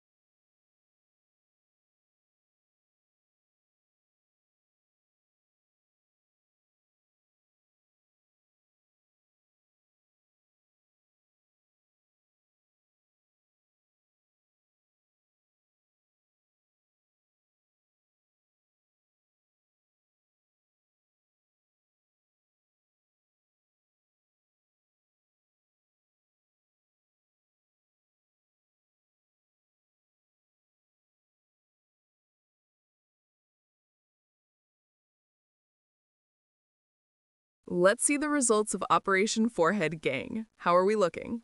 Well, the good news is we successfully quelled the rebellion started by the Beard Brigade. The bad news is it seems we have a new insurgency at the northern border. According to this, my heart rate is now 141 BPM. 141? Are you currently being chased by a bear? Only an existential one, but look at the report card. Quality poor. It's like the yellow dots are screaming, code red, evacuate, and then whispering, but don't quote me on that, I'm not super confident. What's going on? I thought the Forehead Gang were my elite guys. They are the elite guys, but some of them got a little too adventurous. You've diagnosed it perfectly yourself. Look at that top row of dots. They've wandered right up to the edge of the forest. Your hairline. Ah, the hairline frontier. It's a treacherous place. Exactly. It's another high contrast edge. Just like with the beard, every time you make a tiny, imperceptible head movement, that dark hairline moves back and forth under those top row dots. To them, it looks like a massive high-frequency noise. So they're not detecting my pulse, they're detecting the seismic activity of my scalp. Precisely. And that high-frequency noise is what's giving you the insane 141 BPM reading. The algorithm sees this loud, rhythmic noise, which is completely drowning out the real, faint pulse signal, and it gets completely fooled. The poor quality rating is the algorithm's subconscious screaming, "This signal is really strong and consistent, but it feels wrong. It feels like junk food." It is junk food. It's a signal made of pure jitter. So what's the plan, Coach? The Forehead Gang has proven to be unreliable. Do we fire them too? No, not at all. This is just the next stage of refining our special forces. We don't fire the whole gang. We promote an even more elite squad from within their ranks. We need to create the mid-forehead elite squad. The mid-forehead elite squad. I like the sound of that. They have better hats, I assume. The best hats. Our current list of approved locations for the dots is a little too generous. It includes the entire forehead. We're simply going to edit that list and be more exclusive. We'll only approve landmarks that are in the dead center of the forehead, the super safe zone, far from the hairline frontier on the north and the eyebrow canyons to the south. So we're basically telling our dots, your new mission, should you choose to accept it, is to be as boring and centrally located as possible. That's the mission. We want the most stable, unexciting, and reliable patch of skin we can find. And if we want to be even more ruthless, we can tighten their motion filter. We can lower the motion threshold value. What does that do in layman's terms? It's like telling them, I don't just want you to be still, I want you to be so motionless that a sleeping cat would look hyperactive by comparison. It makes them ridiculously sensitive to any jitter, ensuring that only the absolute most stable points get to report back. Brilliant. Let's do it. Form the mid-forehead elite squad and then enroll them in a Zen meditation course until they achieve ultimate stillness. My real BPM is counting on it.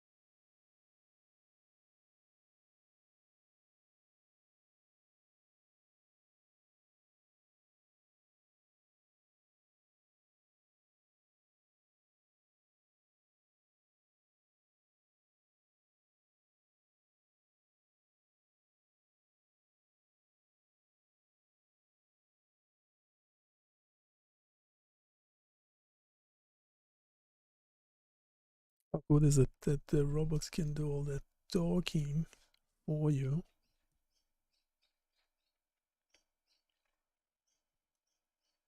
Still having trouble though.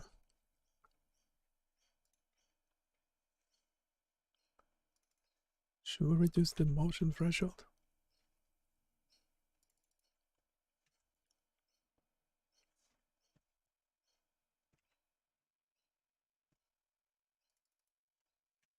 Can try it out.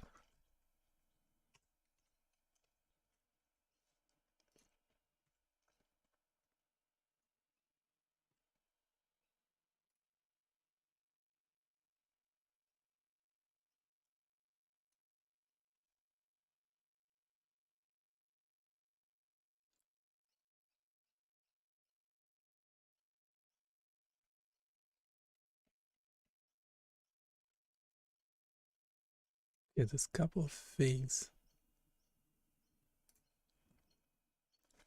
First of all, just a minor change. We want the automated ROI to be selected by default instead of the manual ROI box.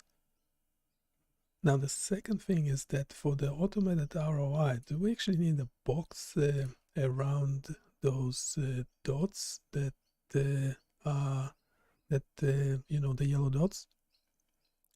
So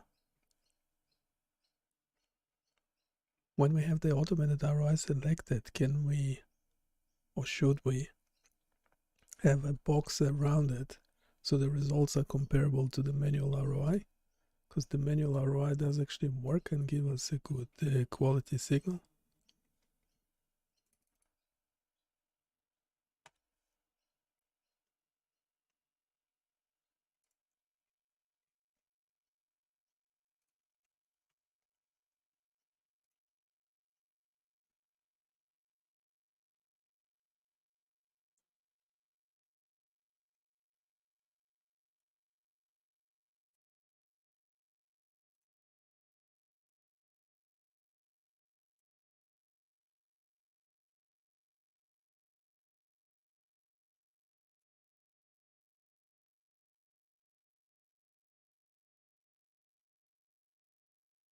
Yeah, we did get a good signal, don't we?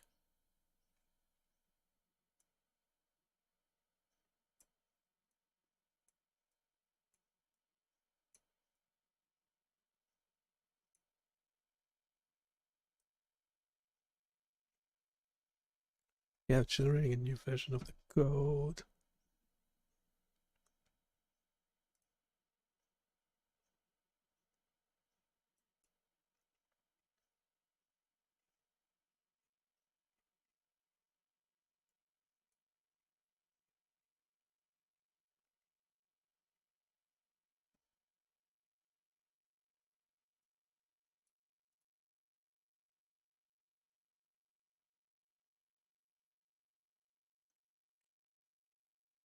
Let's play some what is it called?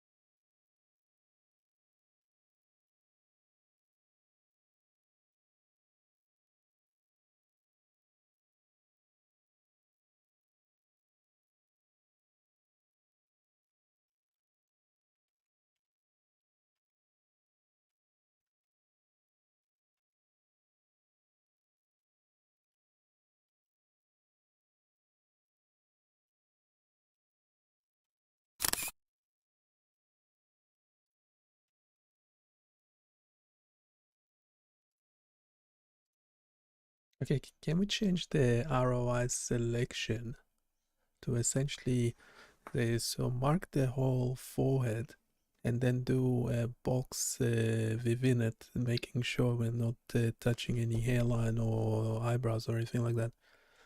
Can you improve it based on the image, looking at taking into account the image attached?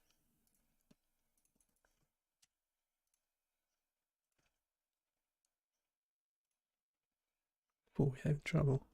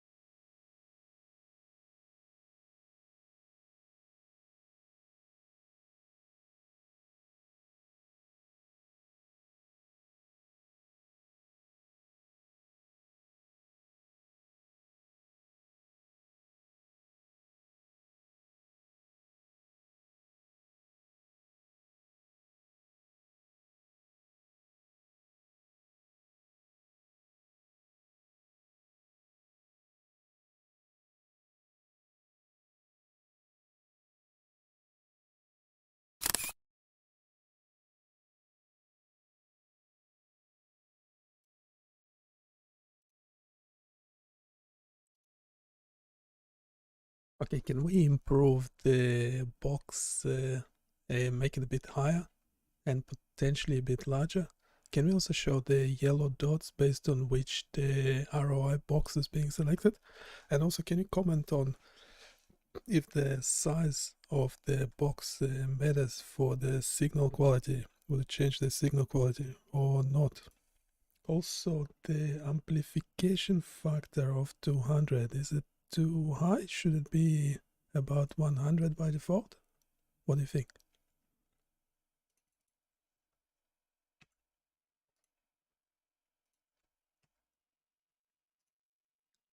I will do an overview by Notebook LM as well, because that actually should make better sense, because they're professional podcasters talking. Still trying to do the skin, the detection. Not sure why, but we are not using that anymore. Maybe we are.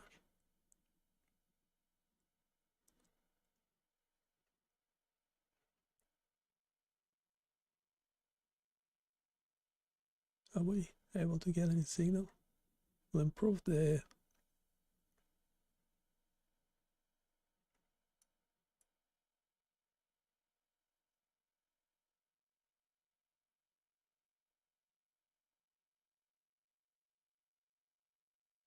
there's a signal there. There's still a high frequency component.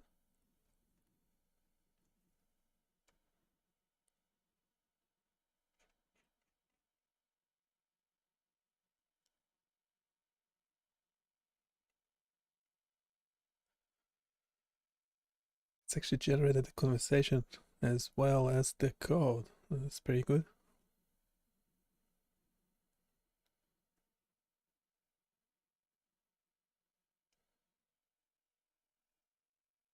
It's struggling with the face.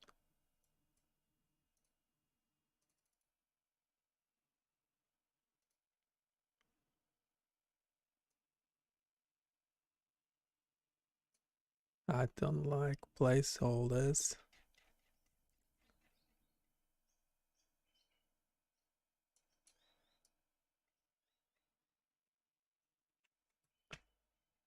We'll do the chat.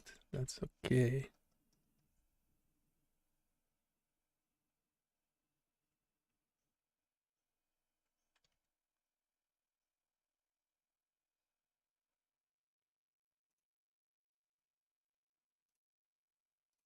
We will do the chat between comedian and the data scientist.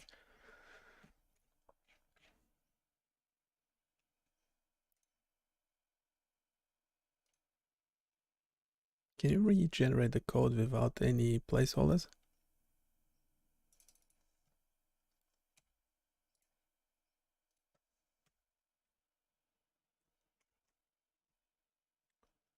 AI Studio doesn't have a enter for sending the prompt. You need the control enter instead.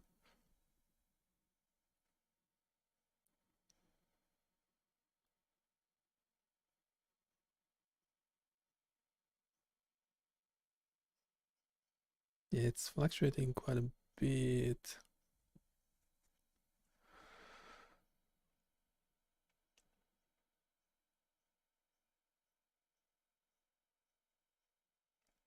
We'll try to improve it.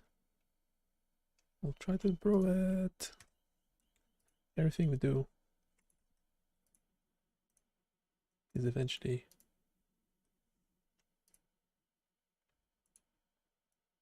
available on BioniChaos.com. Go check it out. Provide your feedback. Your feedback will be used as future prompts.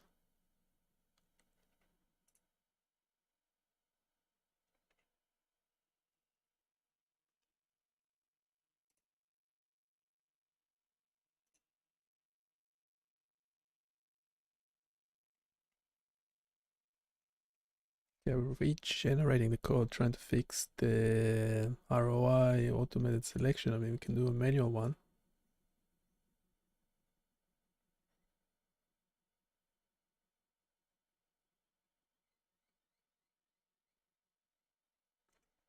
Yeah, 63 is about right.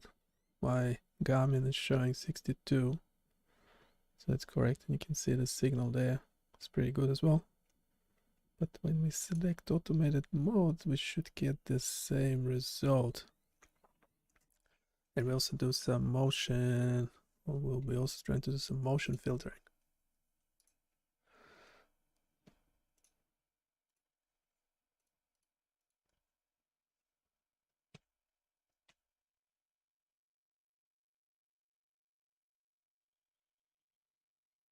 Misha, we have progress. The system is no longer convinced I'm a statue. We're getting a reading of 40 BPM with fair quality. We've moved from clinically dead to hibernating grizzly bear. It's an improvement. I see it. The dynamic safe zone is working. It's staying away from your hairline and eyebrows. But the signal is still weak, and you're right, the box itself looks a little timid. It's a postage stamp on my forehead. It needs more authority. Can we make it taller and wider? Also, I feel like we're flying blind. You told me the box was based on my surveyor landmarks, but where are they? I want to see the team that's drawing these maps. Excellent points. We can absolutely make the box bigger and re-enable the surveyor dots so you can see the boundaries it's using for its calculations. But this brings us to a very important question you asked. Does the size of the box actually matter? I'm on the edge of my seat. Does it? It's a fascinating trade-off. Think of our fishing net analogy again. A larger box, i.e. a bigger net, has a huge advantage. It captures thousands more pixels. By averaging them all, you drastically reduce random noise from the camera sensor itself. It's the law of large numbers. The signal becomes much smoother and cleaner. But it also has a huge risk. The bigger the net, the higher the chance you'll accidentally scoop up a bad area, a wrinkle that moves when you frown, a patch of uneven lighting, or the edge of your hairline. That kind of motion noise is 1,000 times worse than sensor noise. So there's a Goldilocks zone. Not too small, not too big. We need a box that's large enough to get a smooth signal, but small enough to stay in the premium grade A motionless skin real estate. You've just summarized the entire challenge of this technology in one sentence. That's exactly right.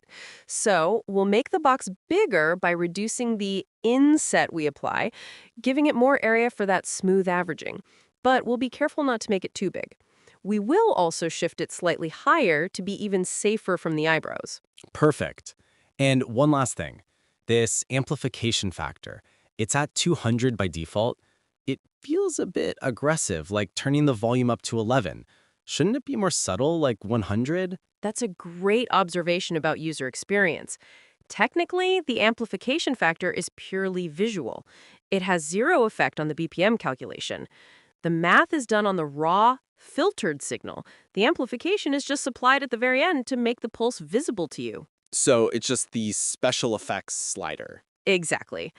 200 is great for a dramatic demonstration, but for regular use, a default of 100 or 150 is probably more comfortable. We'll adjust the default. Fantastic. To recap the new mission plan. Make the safe zone box bigger and nudge it upwards. Show me the red surveyor dot so I know what it's thinking. And turn down the special effects knob to a more reasonable default. Mission accepted. Let's regenerate the code. Mission accepted. Misha. Okay,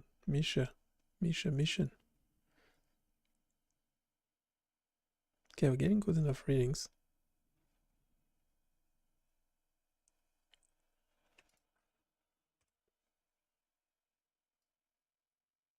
This will be available for you to play with, by the way.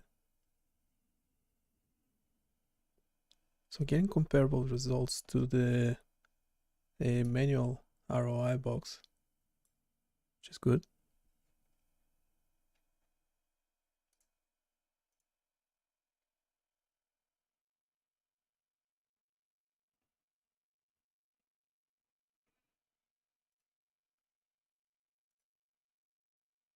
Can show the raw signal, show the filtering.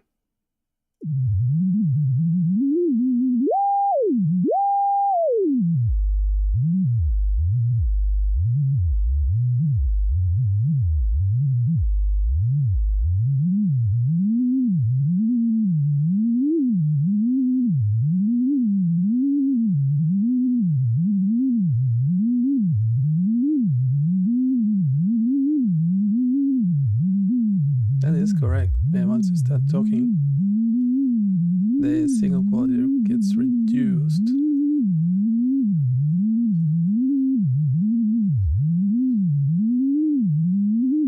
But that peak there, that's the real beats per minute.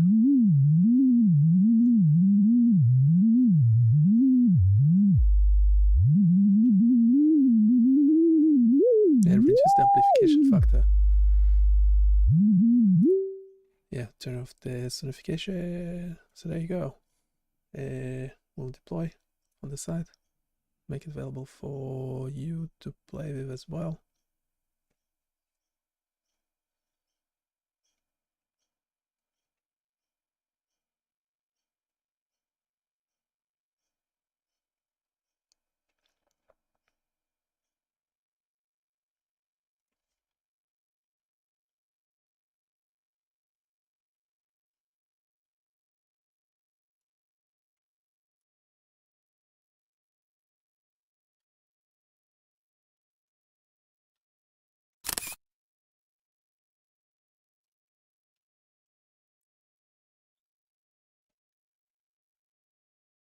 There is one bug.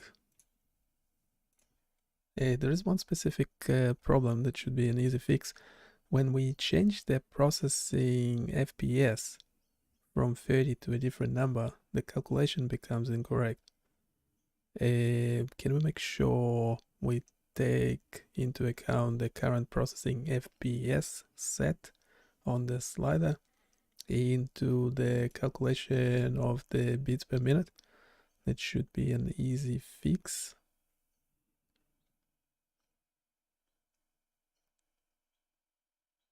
Now, another thing is that we can also make the box. Can we bring back the yellow dots and show? So we essentially want to see how the box is being selected. So we want to find all the what?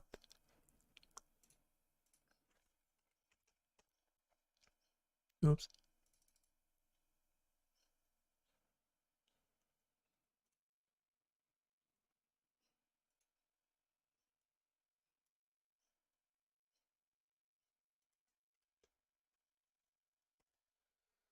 FPS. The calculation is incorrect.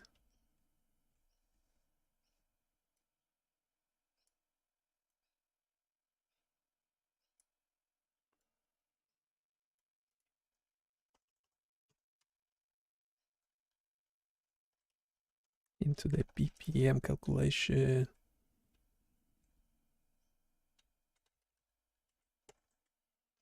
That's beats per minute. Should be an easy fix.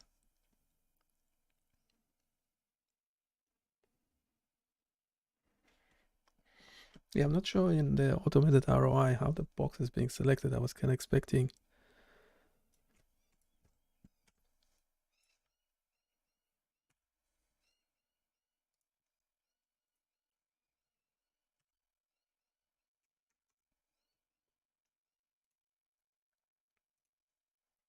Also, can you comment on the ROI box, how it's actually being selected? It seemed to be too narrow at the moment. Can you comment on that?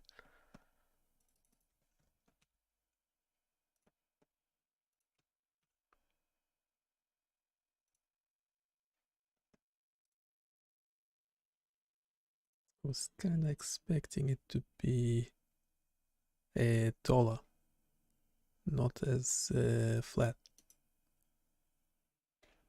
Not as flat.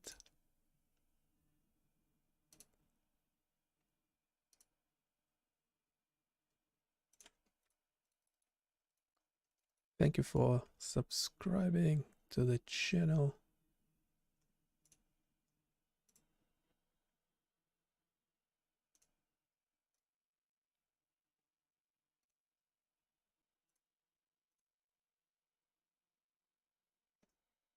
Yeah, when I go to this play demo, it just fixes the image and it shows what's the ideal a signal would look like. So it's obviously fake.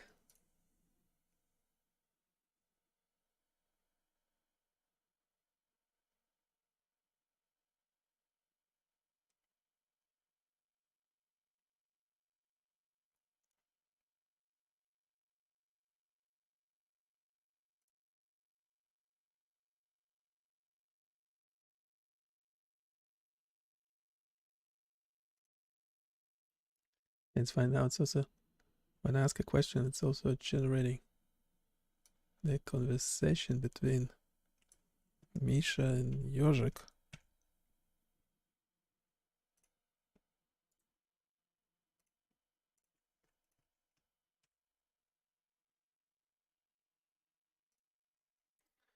So we can generate the short podcast thing.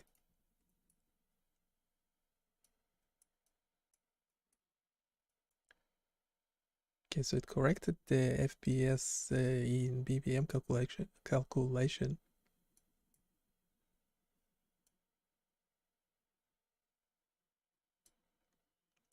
And made the dollar ROI box. This is supposedly the complete code. Meant to be around 500 lines.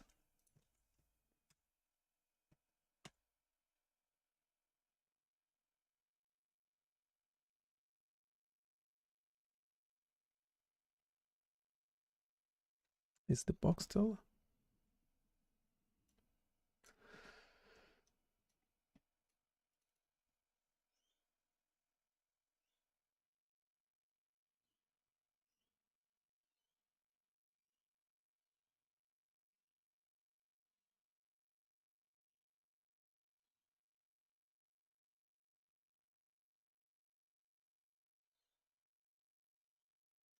It's not really dollar. It is working okay though.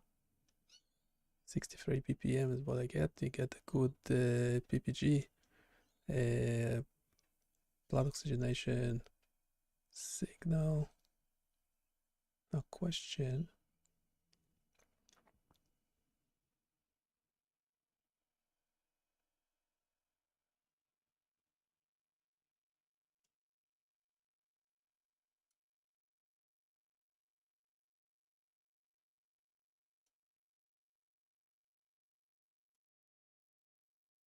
I don't know what it did there with the BPM. Doesn't seem right. Did I save it?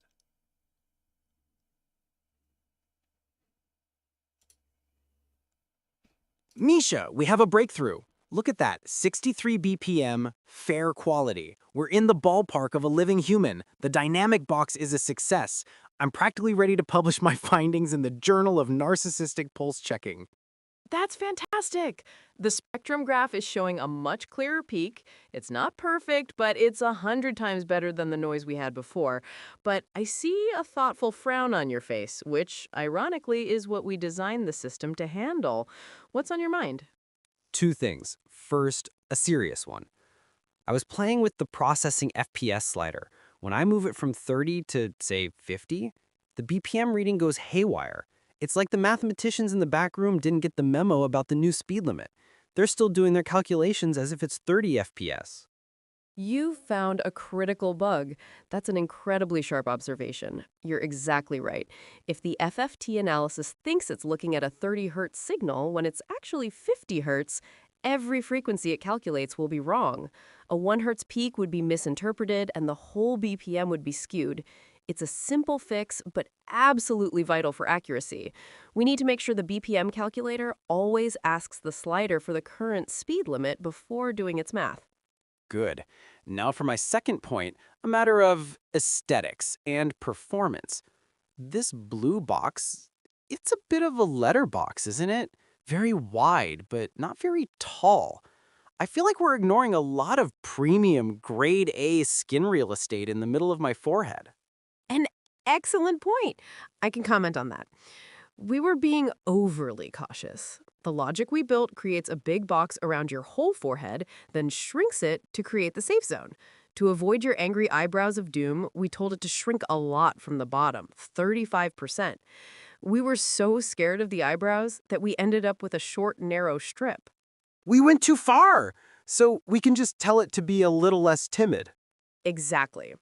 We'll adjust the inset ratios. We'll tell it to shrink less from the bottom, making the box taller.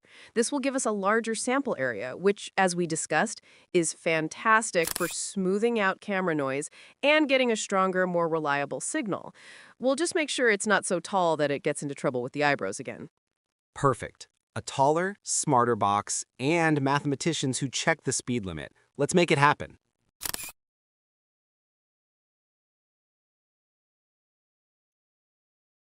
Yeah, we're getting closer. We have a automated face detection. We still think have the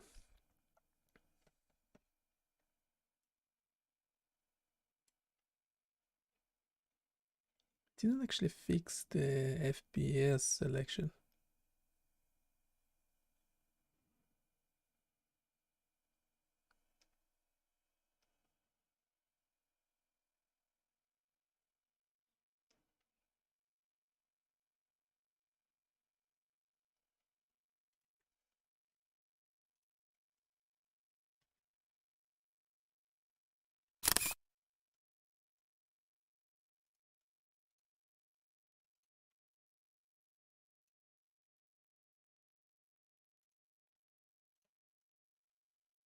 The fixing for a different processing FPS doesn't seem to work. So we still need to fix the BPM calculation.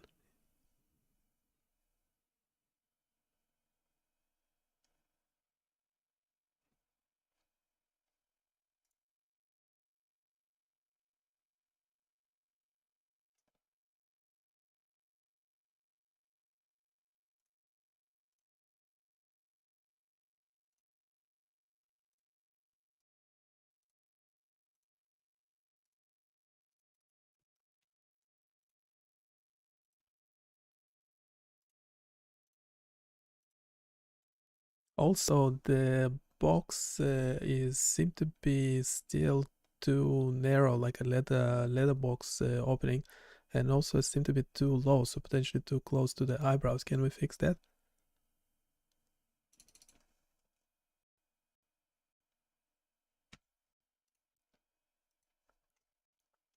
Not sure if it's actually still on the code.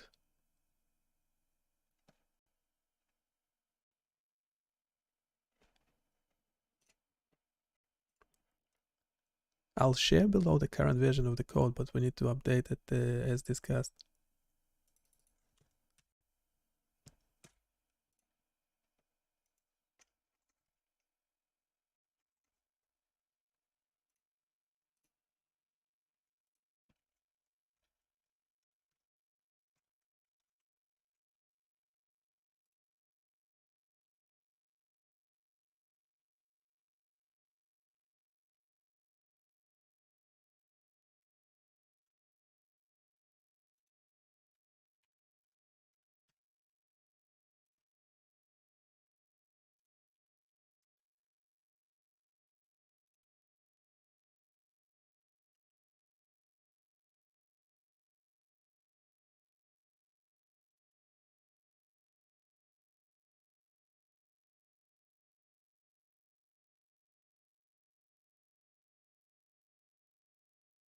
It's nice and strong signal.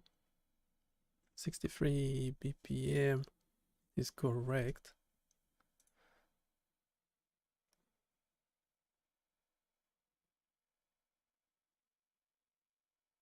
So we don't need a Garmin anymore. Don't need a wearable anymore. You can just use a camera.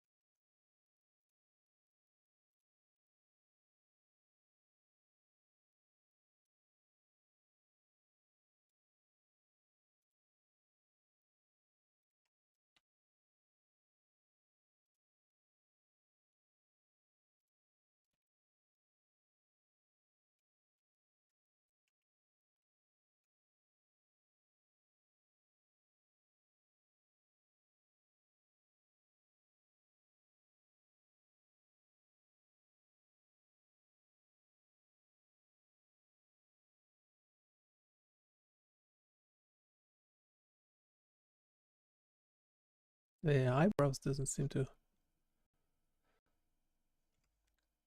put it up a notch.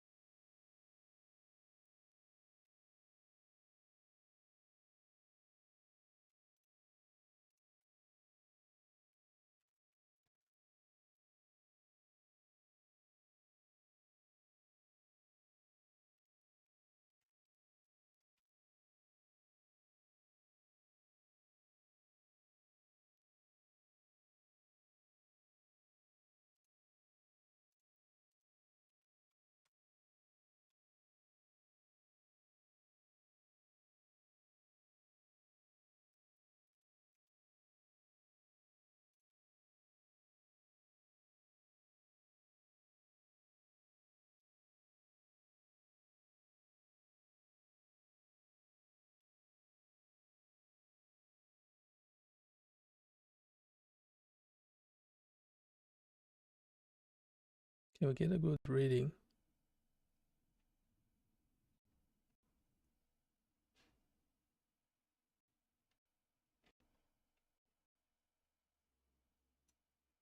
If we set to 60 FPS, we should have the same.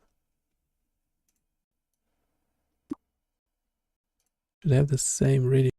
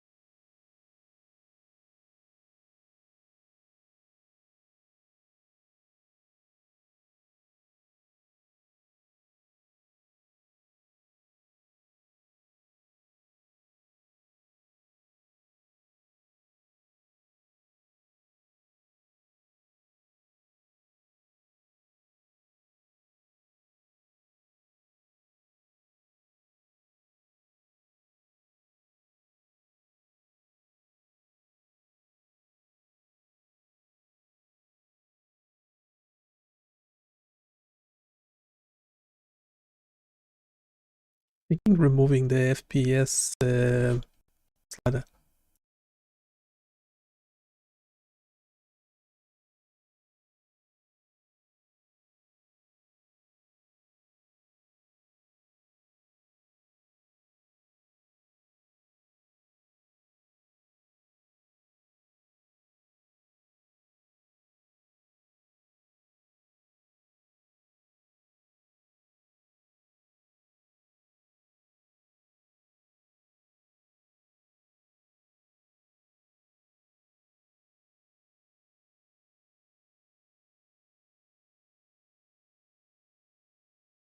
we tried fixing the BPM calculation to take into account the FPS slider, the processing FPS.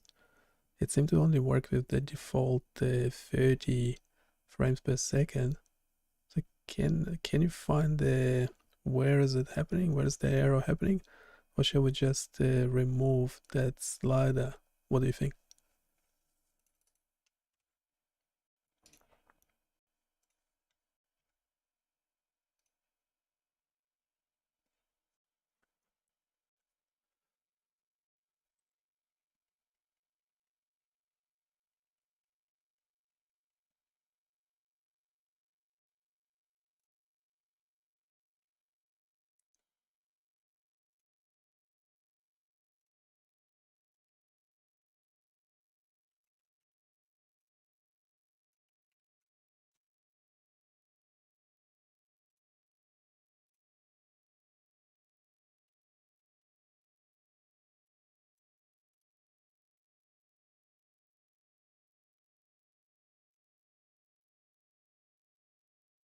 I found a problem somewhere.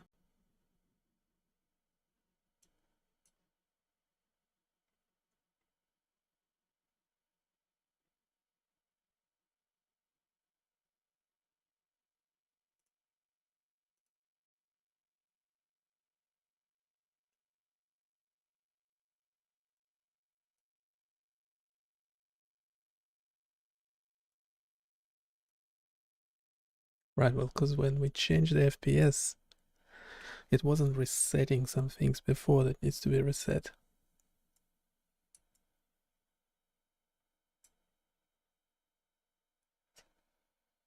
Supposedly it made the ROI box dollar higher and more confident, whatever that means. More confident. It's a box. Our box can be more or less confident.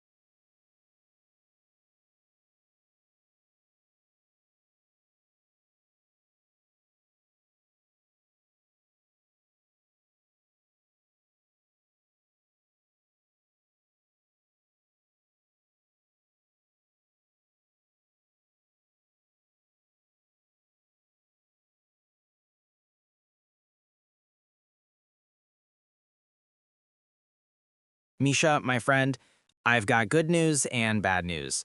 The good news is the patient has a pulse, 67 BPM at 30 FPS. We're in business. The bad news is when I crank the FPS up to 60, his heart rate magically jumps to 74 BPM and the quality plummets. He's apparently having a panic attack about being processed faster. You found it. The stubborn bug. My apologies, my last analysis was incomplete. The calculation formula was correct, but I missed a more subtle problem. It's a classic state management issue. State management? It sounds like you're blaming the government. Haha, not quite. Think of our signal filter like a person running on a treadmill. When you suddenly crank the speed from 3 to 6, they flail for a few seconds before finding their rhythm. The filter is doing the same thing. When you change the FPS, the filter's internal memory is full of data from the old speed. It produces a massive chaotic flail signal as it tries to adjust. The FFT sees this huge flail and thinks it's the heartbeat. So we're measuring the filter's panic attack, not mine. What's the fix? It's simple now that we see it.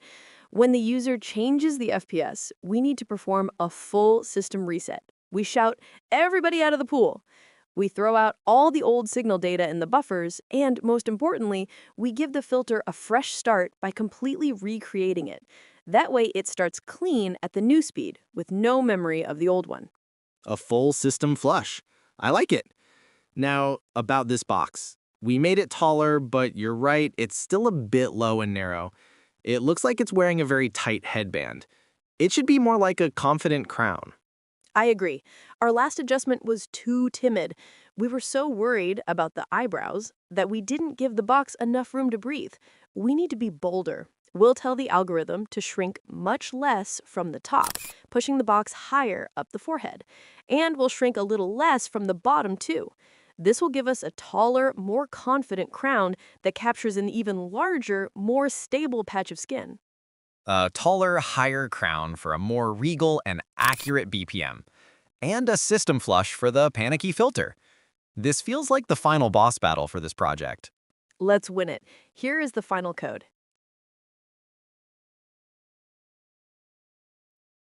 Okay, we are winning it, but there's still a few annoying little problems.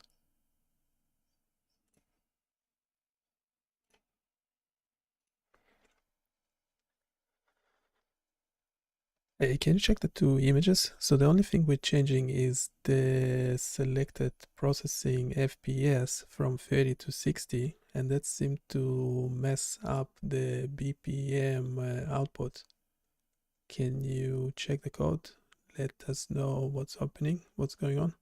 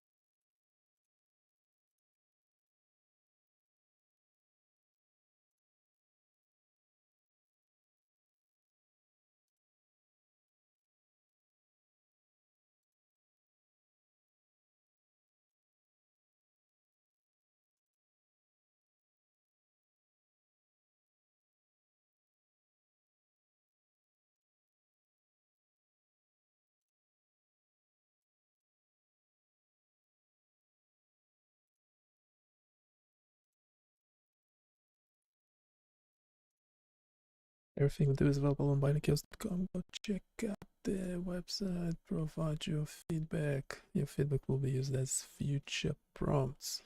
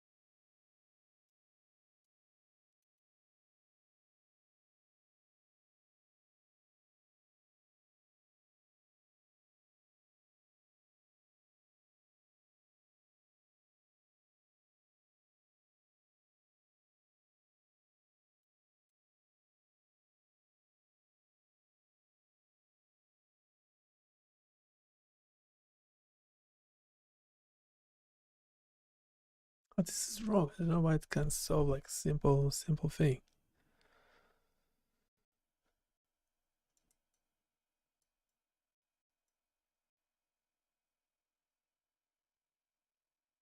Misha, my friend, I've run the experiment.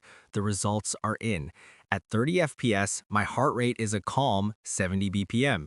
At 60 FPS, it's a frantic 111 BPM. The only thing that changed was the slider. This machine thinks that processing me faster gives me a panic attack. You found it, the stubborn bug. My last analysis was incomplete, and my apologies for that. This is the smoking gun. It's a classic state management problem. It sounds serious. Are you telling me the filter has commitment issues? Worse, it has memory issues. Think of our signal filter like a person running on a treadmill. They have a history, a memory of their last few steps. When you suddenly crank the speed from 3 to 6, they flail chaotically for a moment before they find their rhythm. I know the feeling. The filter is doing the exact same thing.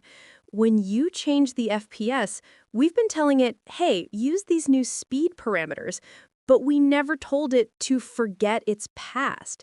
Its internal memory is still full of data calculated at the old speed. That mismatch creates a massive, chaotic flail in the signal. The FFT sees this huge spike and misinterprets it as a very fast heartbeat. So we're not measuring my pulse, we're measuring the filter's panic attack. How do we calm it down? We don't calm it down, we give it a brain wipe. When the user changes the FPS, we have to perform a full system flush. We can't just update the old filter, we have to destroy it and create a brand new one from scratch. We also have to empty all the signal buffers. This forces a completely clean start at the new speed with no memory of the past.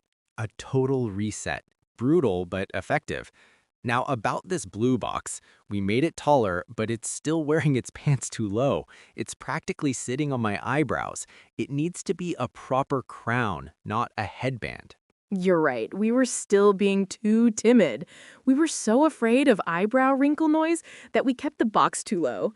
We need to be bolder and claim that prime, stable real estate in the middle of your forehead. We'll adjust the inset ratios one last time, shrinking much less from the top to push the box higher and less from the bottom to make it even taller. A taller, higher crown for a more regal and accurate BPM, and a full memory wipe for the panicky filter. This feels right. This is the one. I agree. This is the definitive fix. Let's deploy the final version.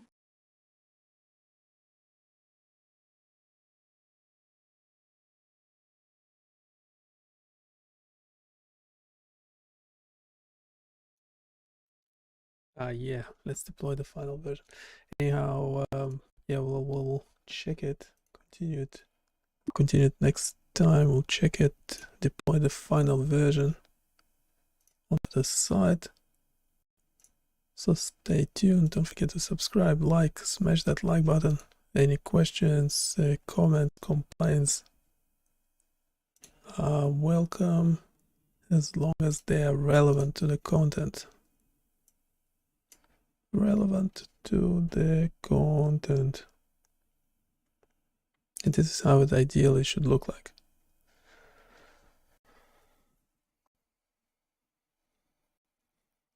Some filter artifact there, and then should get this like an ideal waveform. Quality good. I think there's also excellent. Get rid of